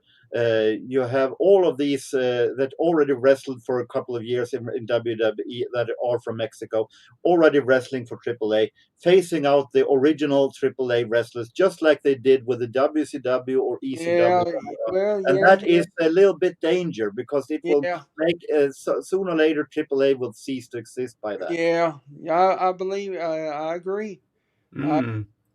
I'll tell you what, I saw AAA before WWE started coming into it, and before you even saw Rey Mysterio coming into it, and AAA was excellent. It was absolute excellent. You've seen a lot of high flying moves, uh, and it was very enjoyable to watch. They would fly everywhere. You Wow. flying off the top ropes, flying in the ring.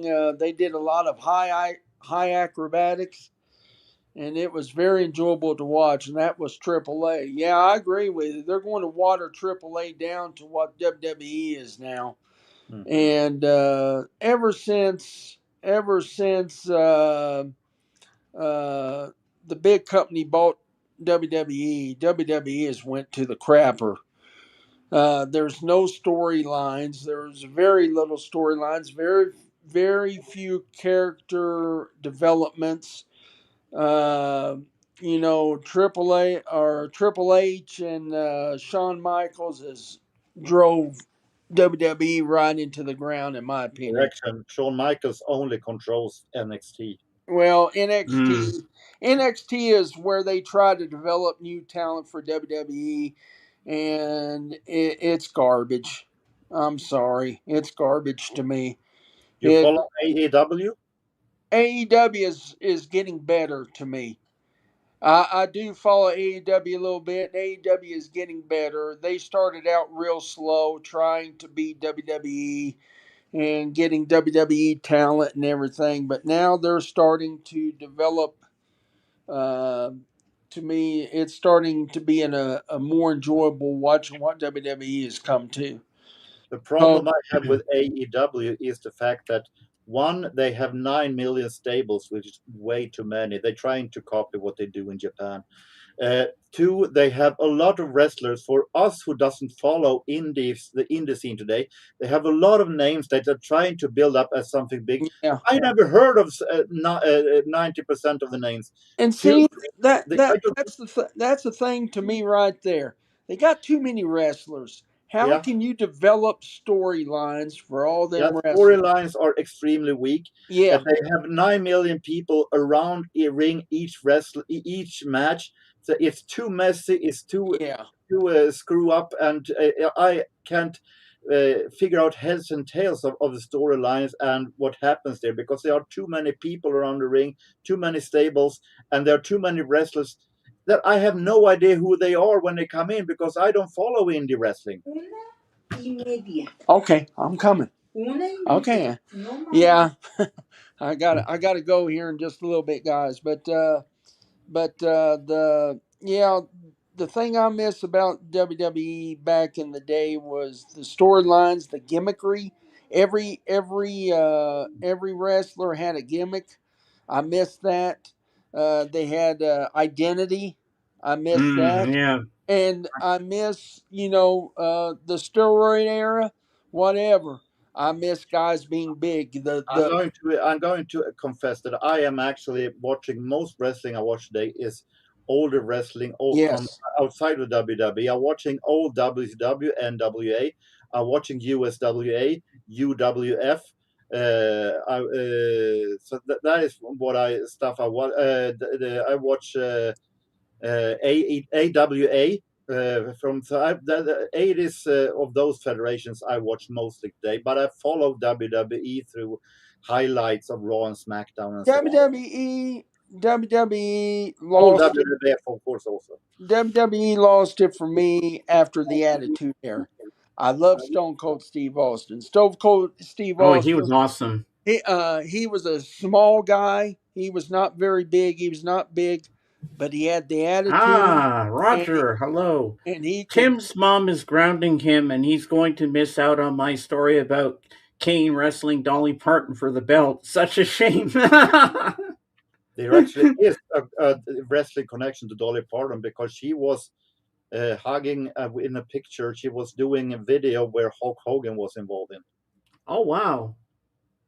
But you look when Hulk Hogan came into the scene, as big as he was with Rocky 3, and then when he came on the scene, that's when bigness came into the picture, and that's where everybody started using the steroids, starting getting their bodies big and everything. You saw these monsters coming into the ring. Now these guys today, after the steroid era and everything, these guys are back to regular size. There's nothing to it. Back in the '80s, when you went to a WWE match and you saw all these guys was huge monsters, and they would get into the ring together and I and everything. I even remember King Kong Bundy King back in the Kong day. Bundy, monster. I have Yep. no problem with people with them looking like Andre more. the Giant. I don't either. I don't either, Jorgen. I don't either. As long as they Uh, can wrestle. I mean, there are many great wrestlers who look normal size. I mean, you have CM Punk, you have Chris Jericho, you have a lot of these guys who are amazing wrestlers, amazing actors but they're that doesn't need faceless. steroids. They're faceless. Every one of these guys is faceless. You're the only one who has said that CM Punk is faceless. No, no, I didn't mean it like that. What I'm saying is, I like CM Punk. I liked his attitude and everything. But there's so many faceless guys now. There's so many faceless guys, and they all look the same. Every Mm. one of them. You can't tell one from another. That is And because they try to get more reality into wrestling. I mean, and you're that and watching, that and that's where it ruined wrestling. And yeah.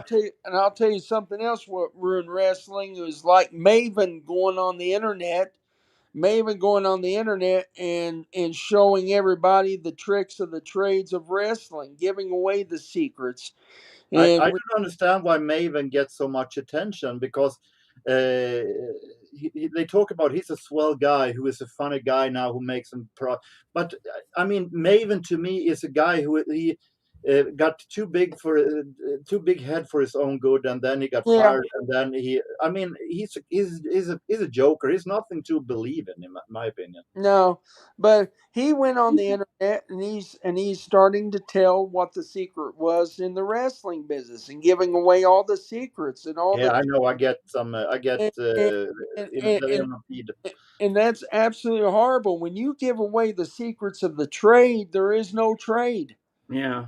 There is no trade like the thumbtacks. He was talking about the thumbtacks and the or the tables breaking or the chairs, hitting people over the head with the chairs and giving away the total secrets of the trade.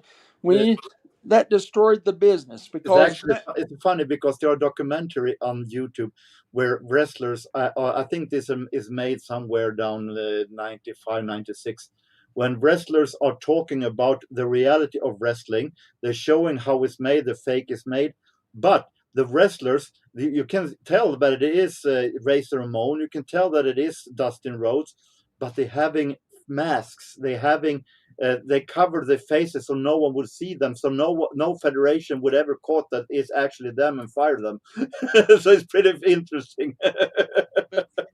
but I mean, you don't do that. You don't give away the tricks of the trade, because you had back in the '80s, you had older people that It would was, come to these it was shows. better with Older, the days when Dr. David Schultz was shoving a journalist yeah, before, like, "Is this real to you?" yeah, yeah, exactly. Fired on I the. remember going to a wrestling match. You would see these 50 and 60-year-old women going to the shows, actually, cussing these wrestlers out because they really believed this stuff. They believed that you know, and that was the magic of wrestling, because that was the illusion of wrestling, Yeah. With and that, that I'm not going to defend that to say that today's wrestling is the best, but I'm saying that it's okay. It's better than it was than when Vince McMahon's last days before he got canned. Then it was extremely horrible. It is better today, but it are a lot of stuff that needs improvement. But Hmm. I still think it's okay. the But it's number one thing to me, the number one thing is storytelling, because there is no storytelling. There is no character development, because there should be characters. I disagree with just coming out with your regular name. This is a regular Joe here, coming out to the ring. they don't have Develop. regular names today. That's more of a AEW thing. They're having fake regular names. Well, I believe there should be characters. I believe it. When you go to a wrestling match, it should be an experience instead of an exhibition, which is what it's turned out to be. Mm. Uh, they don't even have a lot of these pay-per-views now. Don't even have the fireworks or nothing anymore. You Yeah, I watch. saw that on regular TV No, back in the day. yeah, To what wrestling really was they did. Thus, you got into the wrestlers back in the day. Yes, you did. That's yeah, true. yeah. Gentlemen, I think we're gonna head out now because I'm getting hungry. My stomach's growling. I need some food. Okay. We've been going for 3 hours and 11 minutes, and you're right. I don't think Lavelle's gonna make it today. Any closing remarks on Dolly before we head out? Just rest in peace, Dolly. Thank you for the music. Thank you for being who you were, and and for the kindness that you show to people. And thank you, Dolly, for your music and your legacy and how humble you are. Money wasn't everything to you. Love and family was, and your fans. And we love you, Dolly. Rest in peace. And we're always going to listen to your music forever. And Yeah, we will always love you. And music love is for the like a one. butterfly. And now I want to thank my panel for being here, Jorgen, Tim, and Dawson, my co host, and my peanut gallery, everybody that's here.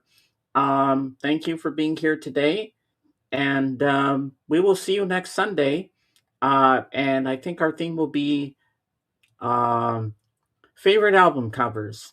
I like what you said, Tim. I think Maybe that's you going to should be maybe a you should perfect one. think during the week and write a list of different themes from that you can have on a note. I Yeah, I can do might that. do that. But I like Yeah, I like going by the spur of the moment, not writing anything down. I just like when something pops in my head and I go, I'll okay, send, that sounds good. I'll send And you there a will be a new video coming out directly after this show. All right, sounds cool. Well, I'll thank send you everybody for being here today, See what and you we can will make see them. you next weekend. As I say in my channel, Beatles forever. See you on the next one. Bye for now. Love you, Dolly. bye bye, y'all. Bye bye. And we